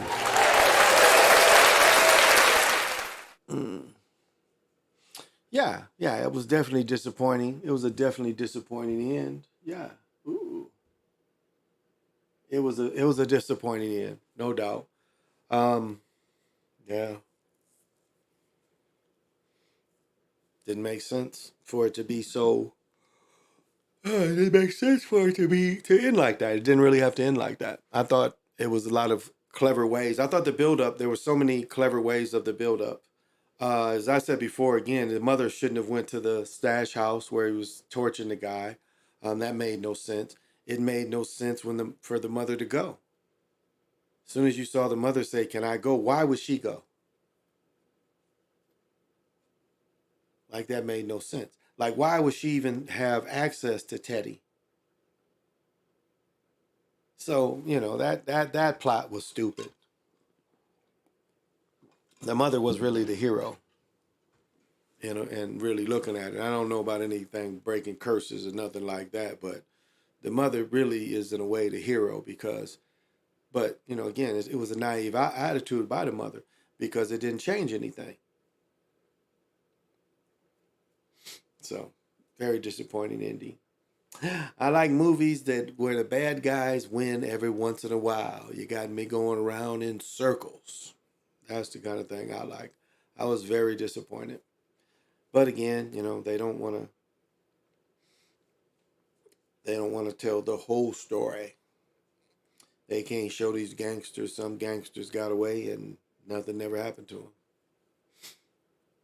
them. What is his name? Frank Matthews got away. They don't know where he's at. He was a Detroit gangster.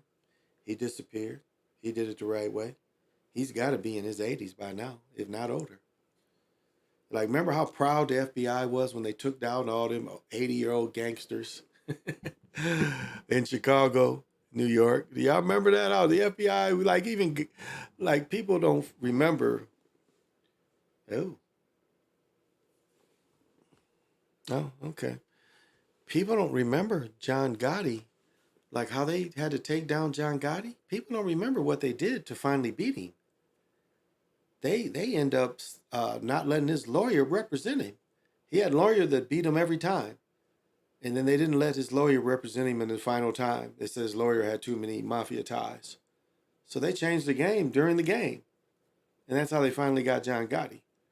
But a lot of them old Chicago dudes was in their 80s, 70s, and 80s. And they call themselves bringing down the mafia. I mean, you can see that was just for show. Because it still exists.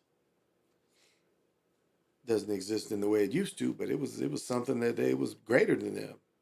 They're gonna give you people just to make them leave them alone.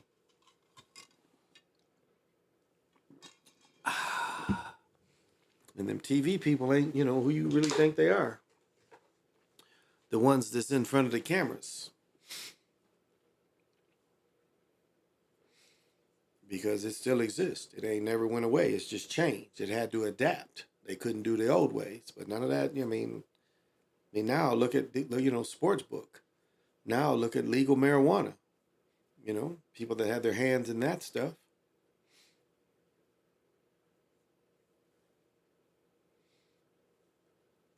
So they've adapted too. And that's what it is. It's like, okay, we're gonna bother you for so long. I mean, what is like the Whitey Behringer case? You're going after mafia people, but you're going to let me operate freely. That's our government in a lot of ways. As I've said, I was just saying before I took a break. Again, if they wanted to stop everything going on at the border and defeat the cartels, they could easily do it. The money and effort they put into Ukraine could have went down there and easily solved whatever's going on down there. Just shows you they don't want to solve it. Now, I'm not the only one saying this. I mean, that's just common sense. You know, all this threat of what could happen to America, but when you look into spending, we outspend anybody. I mean, you look at your tax dollars. Most, what is the percentage of tax dollars that's from the military that we all pay? We all pay a percentage of our taxes to the military, and that's not straight. Well, I guess that's the government, but we do. And you know, despite the years of them being the biggest polluters, the story of the $200 screwdrivers.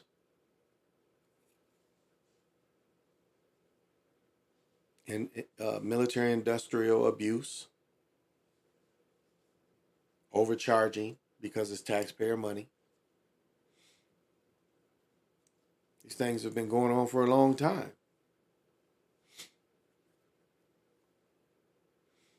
I mean, you got some of these senators, like the senator out of Kentucky, Mitch McConnell, that he brings $1 billion worth of work to Kentucky every year. You know what that means for everybody? It's probably more than $1 billion now. So do you know how that goes down? That pork barrel money goes? You got one guy that can bring $1 billion to the state? A state like Kentucky, we ran nothing really there. So, yeah, they wasting on Ukraine, yeah. I don't know. I mean, whoever's there, I'll say this: I don't think Trump would have been giving all that money to Ukraine if Trump would have been in. I just don't see that would have been their choice. I mean, he was definitely going to get off out of Afghanistan and quit wasting money there.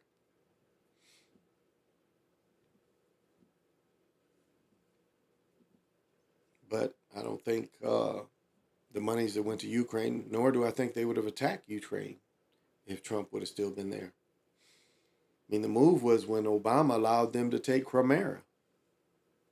Obama didn't blink. He didn't do nothing. Sanctions. He didn't make any physical move there, though. So you can almost see, you know, where, you know, they take different leaps and bounds. It was there, though.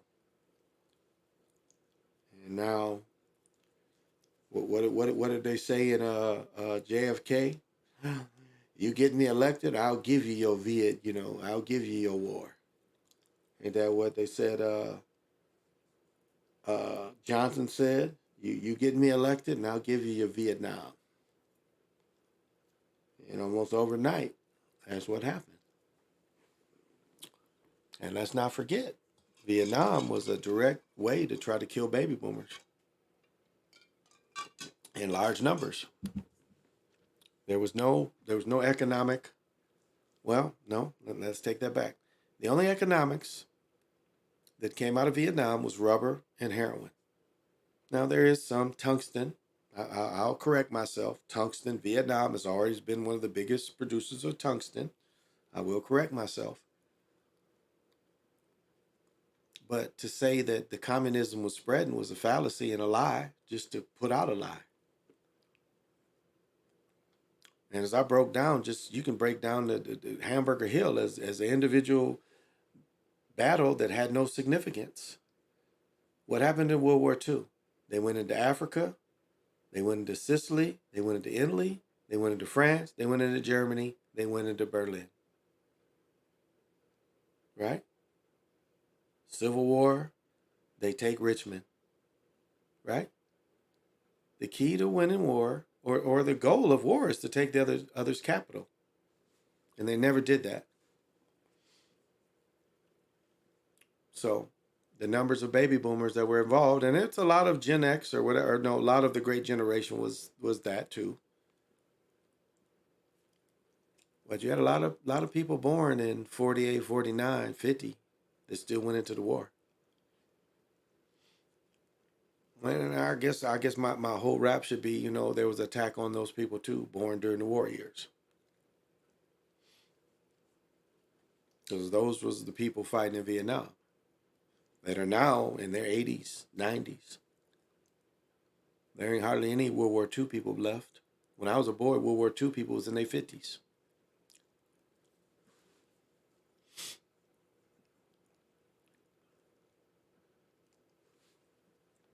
In Korea, it wasn't other than my uncle, I didn't know a whole lot of people that went to Korea.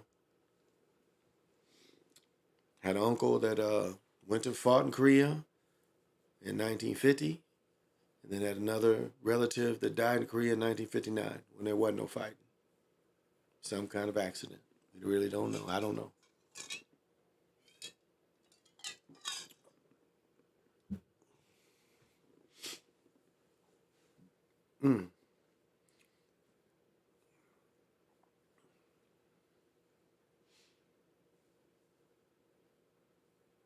It's funny if we could we look at the years of the people born in Vietnam compared to the 58,000 people that died. It's a lot of people. I mean, people, this was told to me when I went to college. Again, the Vietnam War basically ended for Americans in 72. You could get drafted, but the odds of you, if you got drafted in 72, 73, 74. Now, I know 73, some of the Navy, my cousin, I think he went on land, but, the war was wound down. 72, basically, we was out. But I remember in 1979, my professor said something interesting. She said, back then, people tried to keep their grades up because if you flunked out of college, you had to go to Vietnam. So those 4 years of college, you got a deferment. That's why Trump had to start getting, fake military things to keep his ass out of the military.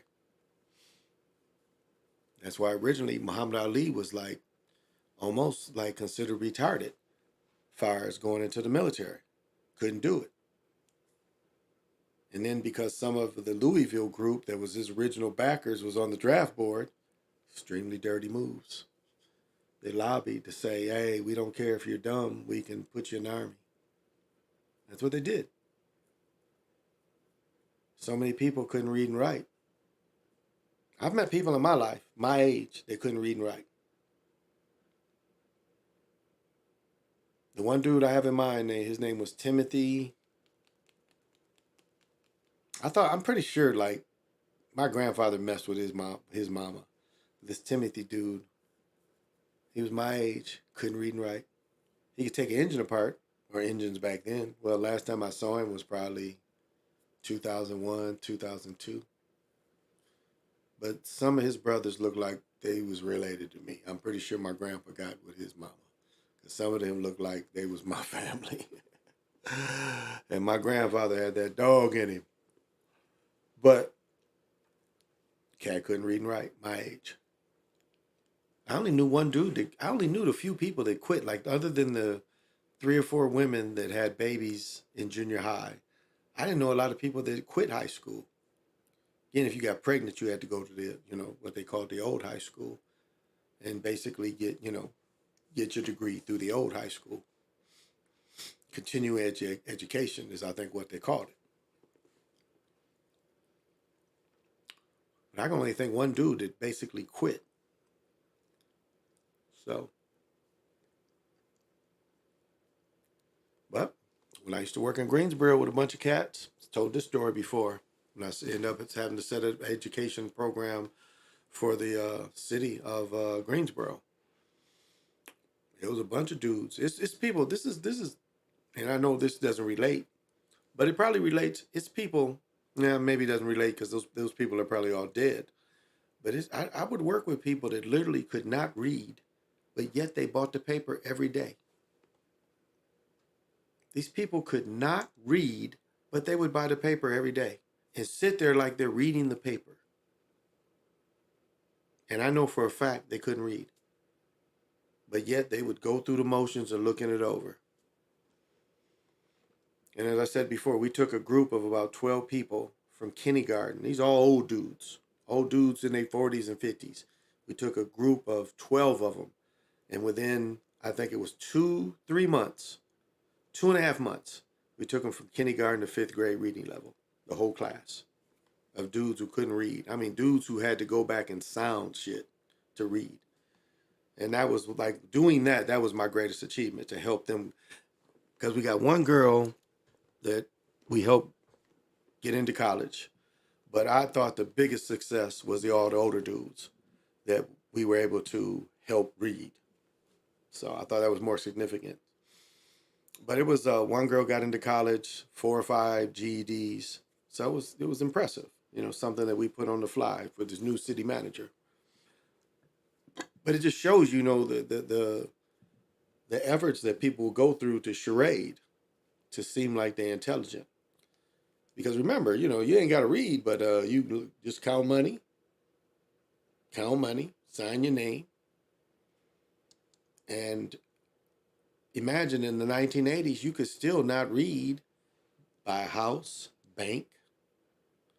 Just think about it. If you're married and your woman can read, you ain't got to really read. Or, you know, you get so old and your children get old enough, they can read for you. I mean, I know this generation is gone, but that used to exist. That used to exist. Trying to move this shoe.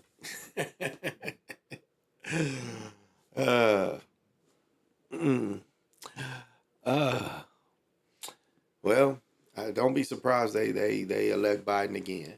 It wouldn't surprise me. Nothing they do surprises me. So don't be surprised if Biden gets elected again. I mean, it's all the same. It's all the same. I ain't supposed to run him. That's what me and this. Where is it? Damn white boys out there. Most of them is psychopaths and all that. They'll kill your mama's mama and you. Oh, that's not it. Decent white folk that still don't know they're racist. Decent white folk that still don't know they're racist. That's right. But we can always go to. No, not that. We can always go to our good friend here. Me and Bubba trying to rescue some kittens. So we can always keep that mentality that we're trying to be helpful in what we're doing.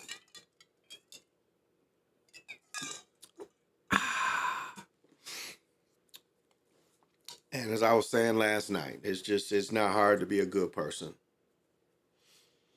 It's not hard to raise your vibration enough where there's a saying that is basically you're unfuckable with. And that's real. And I think that's the easiest path to teach people. It's just how to go through this thing, to live in your higher self, because there are habits that can help you with that. And that's basically what it is. I mean, it's the rhythm to living in this thing that we all can succeed. And you see, I'm not here saying anybody can get rich off doing this, because that's not the aim of it. The aim is not being rich. The aim is figuring out the system. Now, you should be able to manifest what you deserve. The energy you put in, you should get back. That's manifesting. That's being a pimp. That's being a king.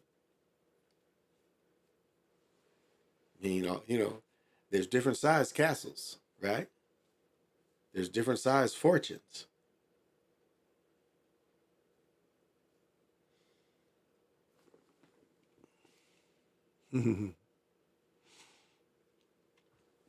So, you know, like every time I buy a piece of jewelry, the first thing I say is, for all the jewelry I lost, for all the diamonds I lost, all the gold I lost.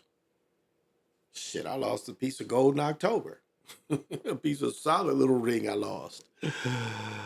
Well, thank you, OTF. That's nice to say. But, you know, that's what I tell myself. And when I lost that gold ring, I laughed and I said, well, we got to go buy another one. That was kind of my first thought. And yes, I still look for it, but it's like, okay. And on the other hand, if that's what it costs to, you know, for me to shine where I'm at, then so be it. I will do that. So, yeah. I guess we all just want to have relate to a calm voice. A calm voice that doesn't, work on a lot of emotionalism. Because that's what we see a lot. We see a lot of uncalm voices that work on emotionalism.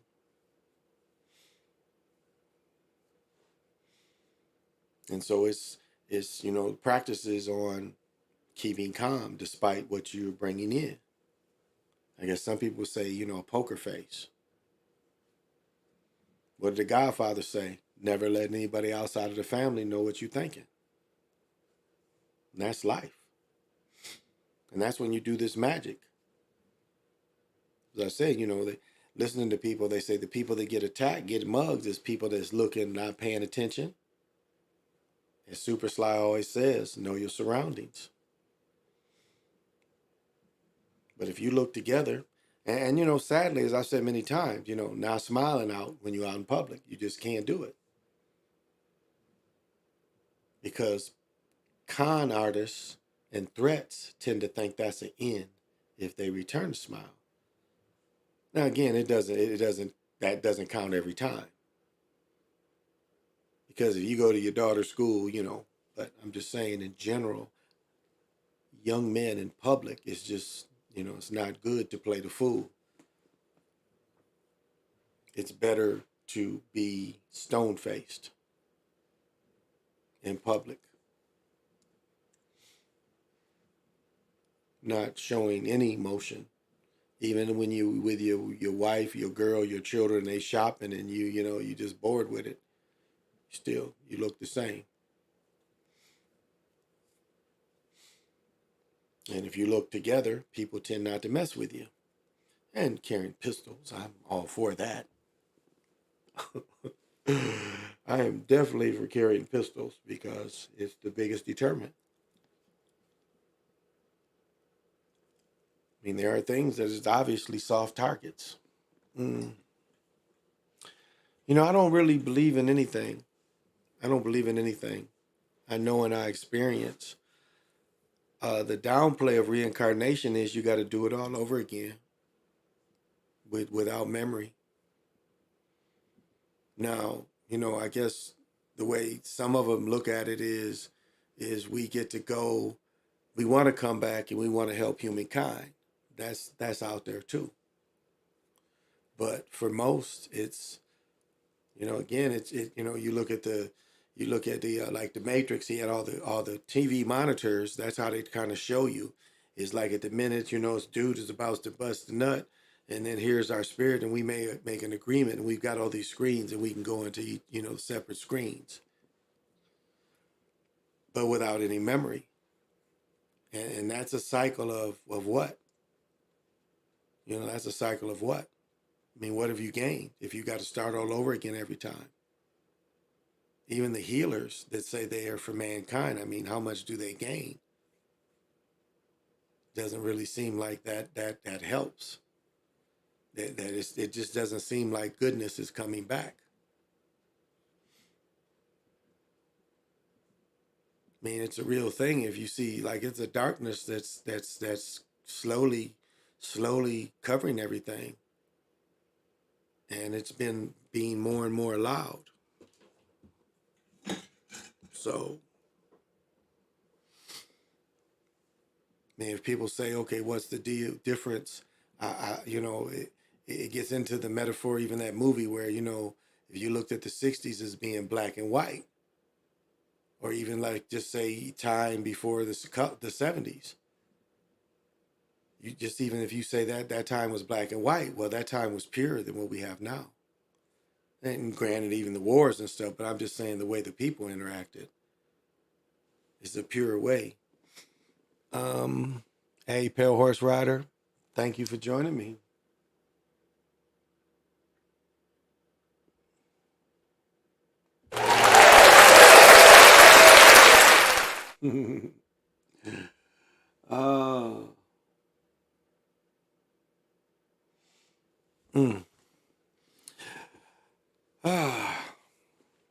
Now, someone had asked me about the cut, and I think about like the best weed I've ever smoked. And I hands down, I guess there's a couple of different, like Jamaican weed was great that I used to get in North Carolina. We used to get the pounds of Jamaican weed with the Jamaican dollar. That weed, that type of brown weed all smelled like chocolate. But Thai stick did too. You had Thai stick that was on the stick. So you get a stick like so long or half the stick, or you get a big, bunch of big sticks like this, and the weed is woven over it. Or you get what's called Thai weed, was taken off the stick. And then there was what they called Acapulco gold weed, where weed was like this color. The weed was literally this color. And we don't even see that color weed anymore. We mostly just see green weed. Now, the strongest weed I ever smoked was the first time I smoked some true Hawaiian sesamillion. And that weed, literally, I smoked the weed with my friend, and I've told this story before, and I am going to go waver on the story. I went to the gym. I went to Western Michigan University to try to, working on my game. And playing, I couldn't do shit. That weed was getting stronger and stronger. And I sat there. I tried to play 2 or 3 games. I went through 2 or 3 games, but I didn't have it. From dominating most of the time to and my cousin just looked at me. He's like, wow, you're really playing different. So I went home and literally ate, went to bed, woke up the next morning with the same intensive high. And the high literally lasted for 3 days of waking up and going to sleep. Yeah. And I got some really good sets in North Carolina. Yeah, I didn't really get, even though I had more success selling weed in Michigan, the 20 years I lived there, when I went back after school, wasn't great weed. Not like I saw in other states. Yeah. Some purple weed in the Bahamas. Oh, yeah. I used to have a cat in Buffalo that had this blue weed. And that was good weed. Again, that wasn't in Michigan. I had to go to New York to get that weed, but he had some of that blue weed. And that shit was what they called that Maui Wowie shit. Yeah. And I remember I went to Jamaica in the 80s and went up in some mountains and smoked some weed with some cats in the mountains. That shit was kind of refreshing and mind-blowing at the same time. Oh, my goodness. I mean, I know I tell that story and it sounds far-fetched, but I'm telling you, that shit had me going for 3 days. The other 2 days, I didn't even try to hoop. It was literally just, after trying to hoop, I went home, went to bed, went through school, was still higher than a bitch. I don't even think I saw my girlfriend that much when I was on that shit. Because it was go home, go to sleep, wake up high, go home, go to sleep. And that 3rd day, it started I went home, and maybe I went to go see my girlfriend. It kind of was wearing off. But yeah, and we only bought a 20. But we smoked it all the bong, just me and him smoked and it was a gram. It was really expensive. It was $20 and a gram. Me and him get split a gram. And we smoked that shit, and that shit had me going. Yeah, definitely. I said the Purple Haze was different. Yeah, oh yeah, that Purple Haze weed. Yeah, I used to get that shit from that cat in New York, and people would see me, busting joints open, that purple shit. Ooh, that blue looking shit. Yeah, that shit was some good shit. But that's why I like wax, because the weed isn't always good. The wax is always good. So that's why I like wax. And I'm getting some more tomorrow or Saturday.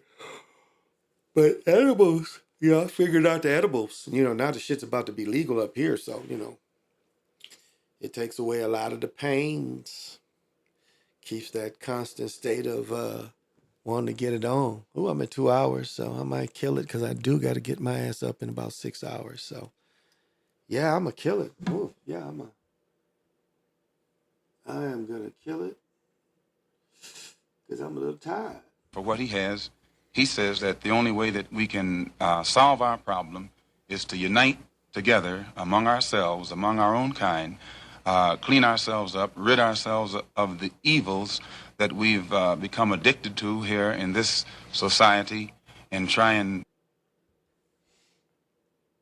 It's cool enough just being cool, like I am, chilling. That's what it is. Just chilling. I've seen a lot of black guys, Nipsey, but you're overdoing it. My eye. Plus, I'm in love with a bitch I can't stand.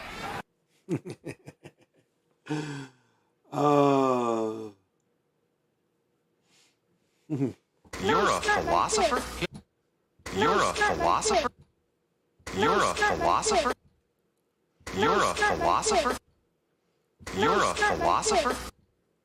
You're a philosopher? You're a philosopher? You're a philosopher? You're a philosopher? Yes. My boys gave me some shot called the Funky Donkey. I was so high I thought I was never going to think the same again. Seems like the stronger the weed, the sharper your thoughts are. And I'll tell you, you know, the great thing about when you get super high is if you're doing something, it's great.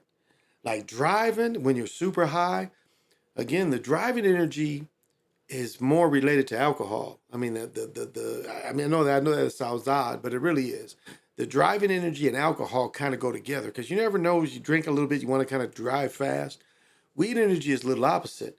But the beautiful thing about combining the weed energy with the driving is driving, there's so much concentration. And when you're high, that's great for being high. Because when you're really high, you want to make multiple decisions. And driving is the best way. So when you're really super high, it's really great to drive. It's just great to really be able to concentrate on something when you get super high. So that's why driving to me. See, I never forgot about those 2 batches. I had OG Banana and God's Gift. That sounds sweet.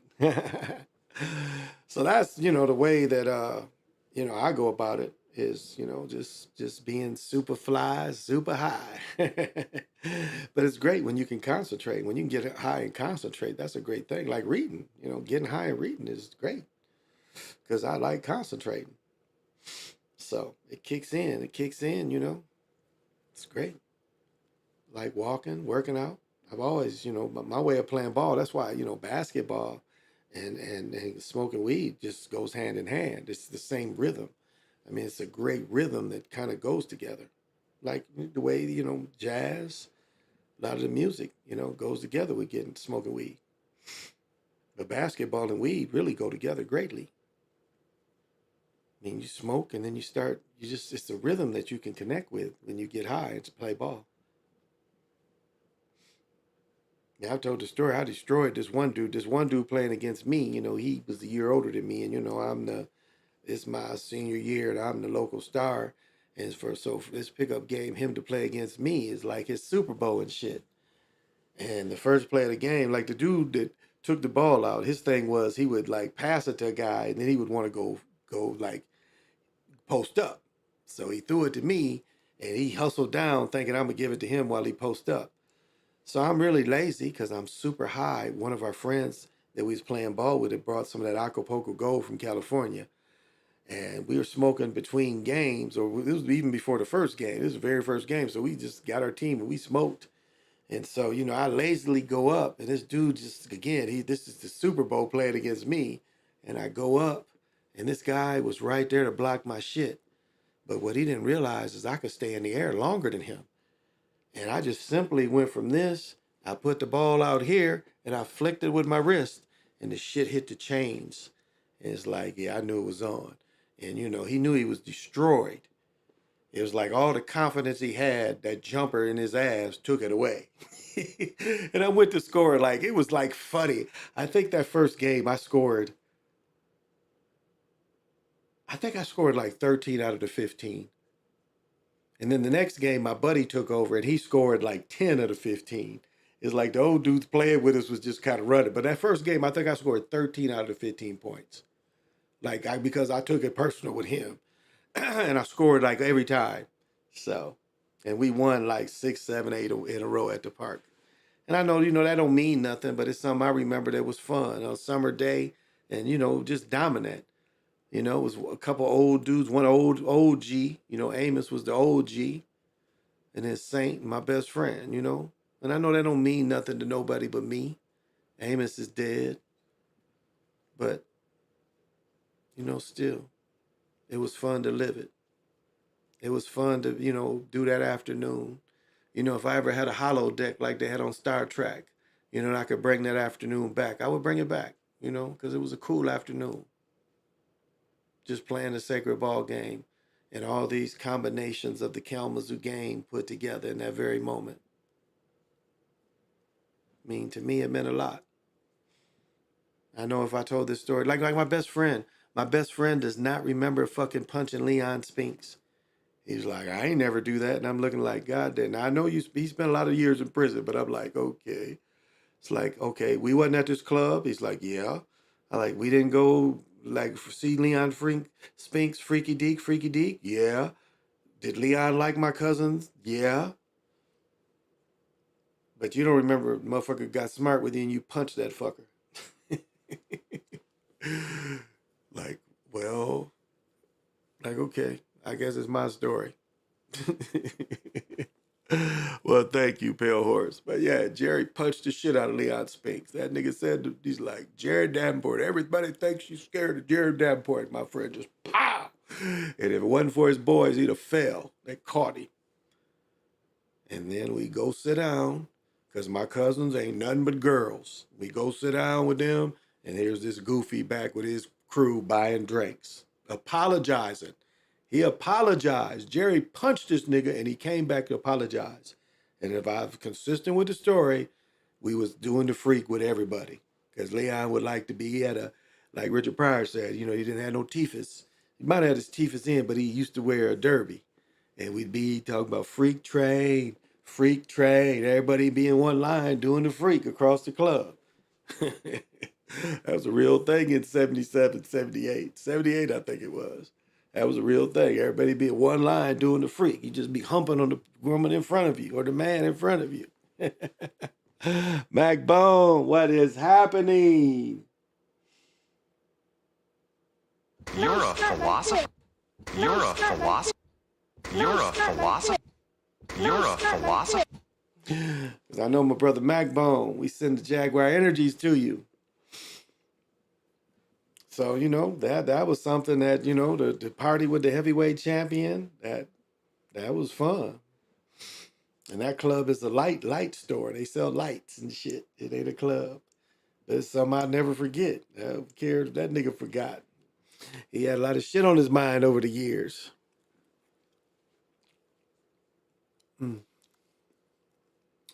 But yeah, I'm gonna have to cut it. So, sorry if you just came in. I can't go too much further. What is this? I ain't pushing. Okay. That's what.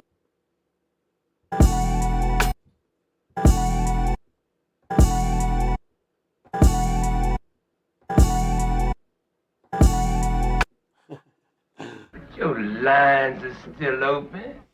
Oh shit, you can get it, nigga. You wanna get it? Damn white boys out there. Most of them is psychopaths and all that. They'll kill your mama's mama and you Be satisfied. Be satisfied. Be satisfied. Very funny live today. I told Carrie D he urgently needed voice lessons. Yeah, Sly he's entertaining. He's the man. Sly is entertaining. He did. I watched. I always watch Sly. I watched and checked it out. But Sly, Bronny James can hoop. Bronny James can hoop. As I told somebody a couple weeks ago, they was trying, Bronny James' fundamentals is there.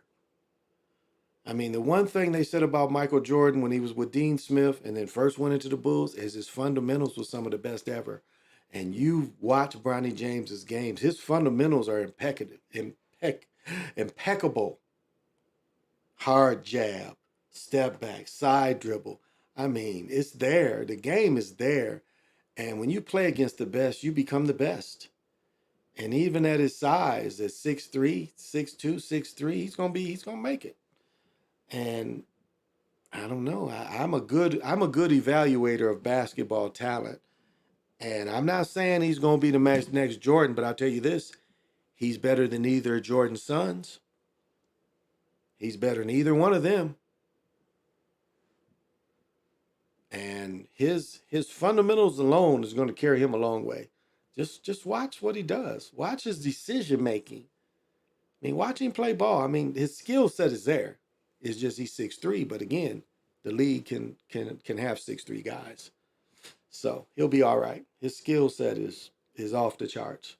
Just watch. If they haven't had the Nike tournament, I think it's coming up next. No, they had the Nike tournament. It might be one more tournament coming up. Watch the tournament. Watch his fundamentals, or go look at his past stuff. Look at his fundamentals. The game is there. I know hoopers, so he can play. Did my Colts get enough? Yeah, the Colts. No, yeah, the Colts got the guy from Florida. The Colts got the guy from Florida. Yep, the Colts got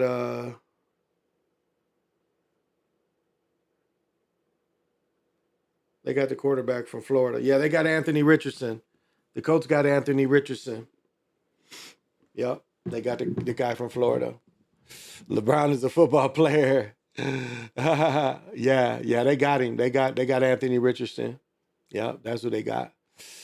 He ain't better than Jimmy Buckets. No. But again, he could be what's his name? Chelsea. He can be Chelsea. He can be Joe Dumars. That's really a better Joe Dumars. A better Joe Dumars. Joe's a little taller because Joe's closer, I think, to 6'5", but very comparative bodies, especially at the same age. You know, again, Joe went, I think, 4 years in school, at least 3, but I think Joe went 4. So very comparative body, far as at the same age.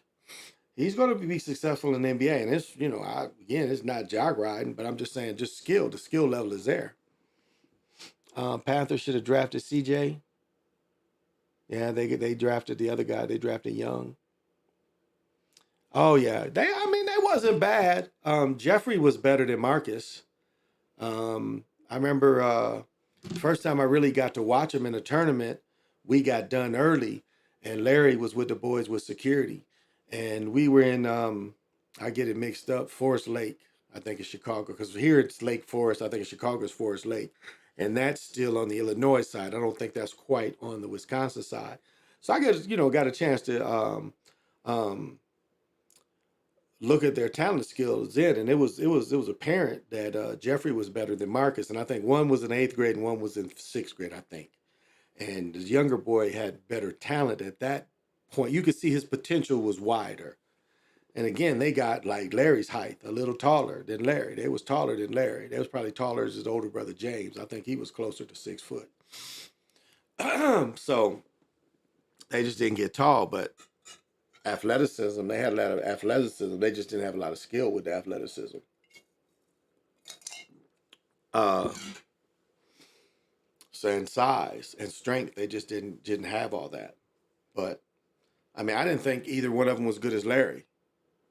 That was my opinion, that Michael Jordan's brother Larry was better than both of them dudes. And Larry was what, 5'7" maybe? Larry was better than both of them. Larry played in the 6'5" and under league. Larry could go. Larry was one of the few people in my prime where I could jump, that really could jump. Like Larry could jump. It was interesting. At 5'7", he was a better jumper, better leaper than Spud. Spud couldn't leap like that all the time. Larry could leap like that all the time. Larry's game was more of a leaper at 5'7". Yeah, that's what I liked about Larry's game. Now, Spud really wasn't a leaper like that all the time. And Larry's defense, quick, nice game. He just had like a big giant ass head. He still, as an old man, Larry's head is like bigger than mine, way bigger than mine. Bryce Young is Russell Wilson without the passing. I say a better passer. I say Bryce Young is a better passer. Russell was always what he is. Well, Russell played at North Carolina State. Same thing, short passer, scramble. When he went to Wisconsin, he had a good defense. Again, short passer. That's been his whole career, you know. And then the throwing that interception is never going to be forgiven. You know, that's. And then the lie to say that, you know, the interception was thrown because, you know, they didn't want Marsh or what's his name, Lynch, to be the MVP. That's some bullshit. Well, I gotta pee again, so I'm gonna go. Leave y'all with some of these good sounds.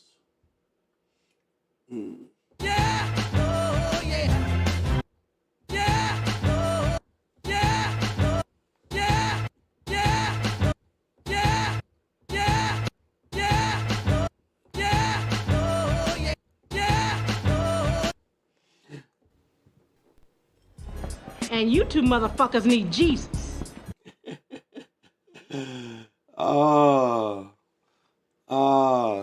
Should we end the night with some comedy? Should we end the night with some comedy? Let's see if I can find this.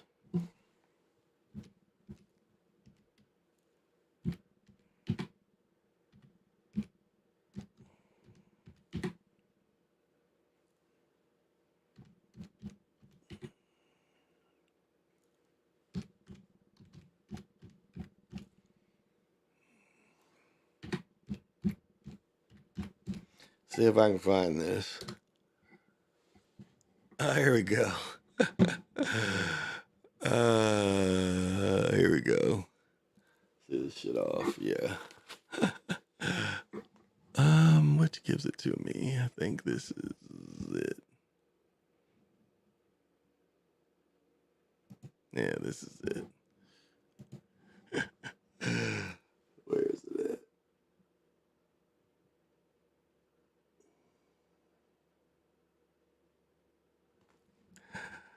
All right.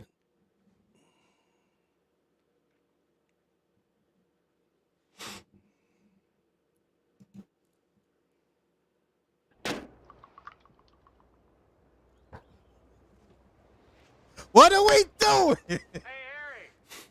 Look at this. What are we doing? What are we doing? What are we doing?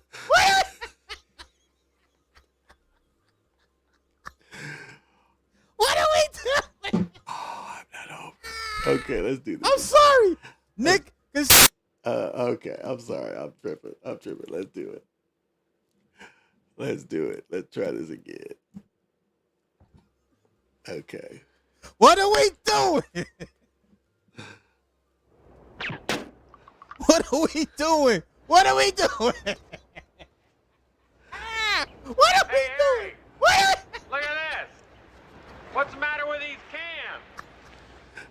What are we doing? In the face. I'm sorry, Nick. What are we doing? What are we doing? What are we doing? What are we doing?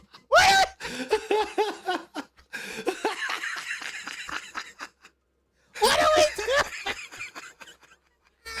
doing? I'm sorry, Nick.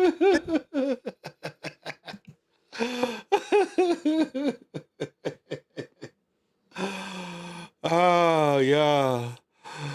Oh, yeah. I'm just having some fun. I'm just having some fun,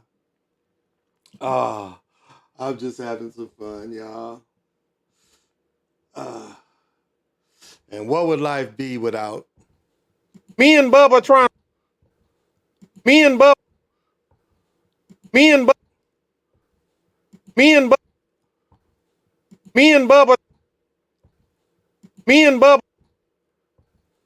Me and Bubba trying to rescue some kittens. all right, that's it. Thank you guys for coming in and having fun with me. That's all it is. It's nothing personal, just about fun. And old stories from OG that tries to live his life as well as he can. And again, I've got to take the time to show you where all of the donations went to and for the Mitsubishi Mirage. Lorenzo right here, Super Sly, Anise, Barbara Grady, and multiple others made it possible to see my dream come true.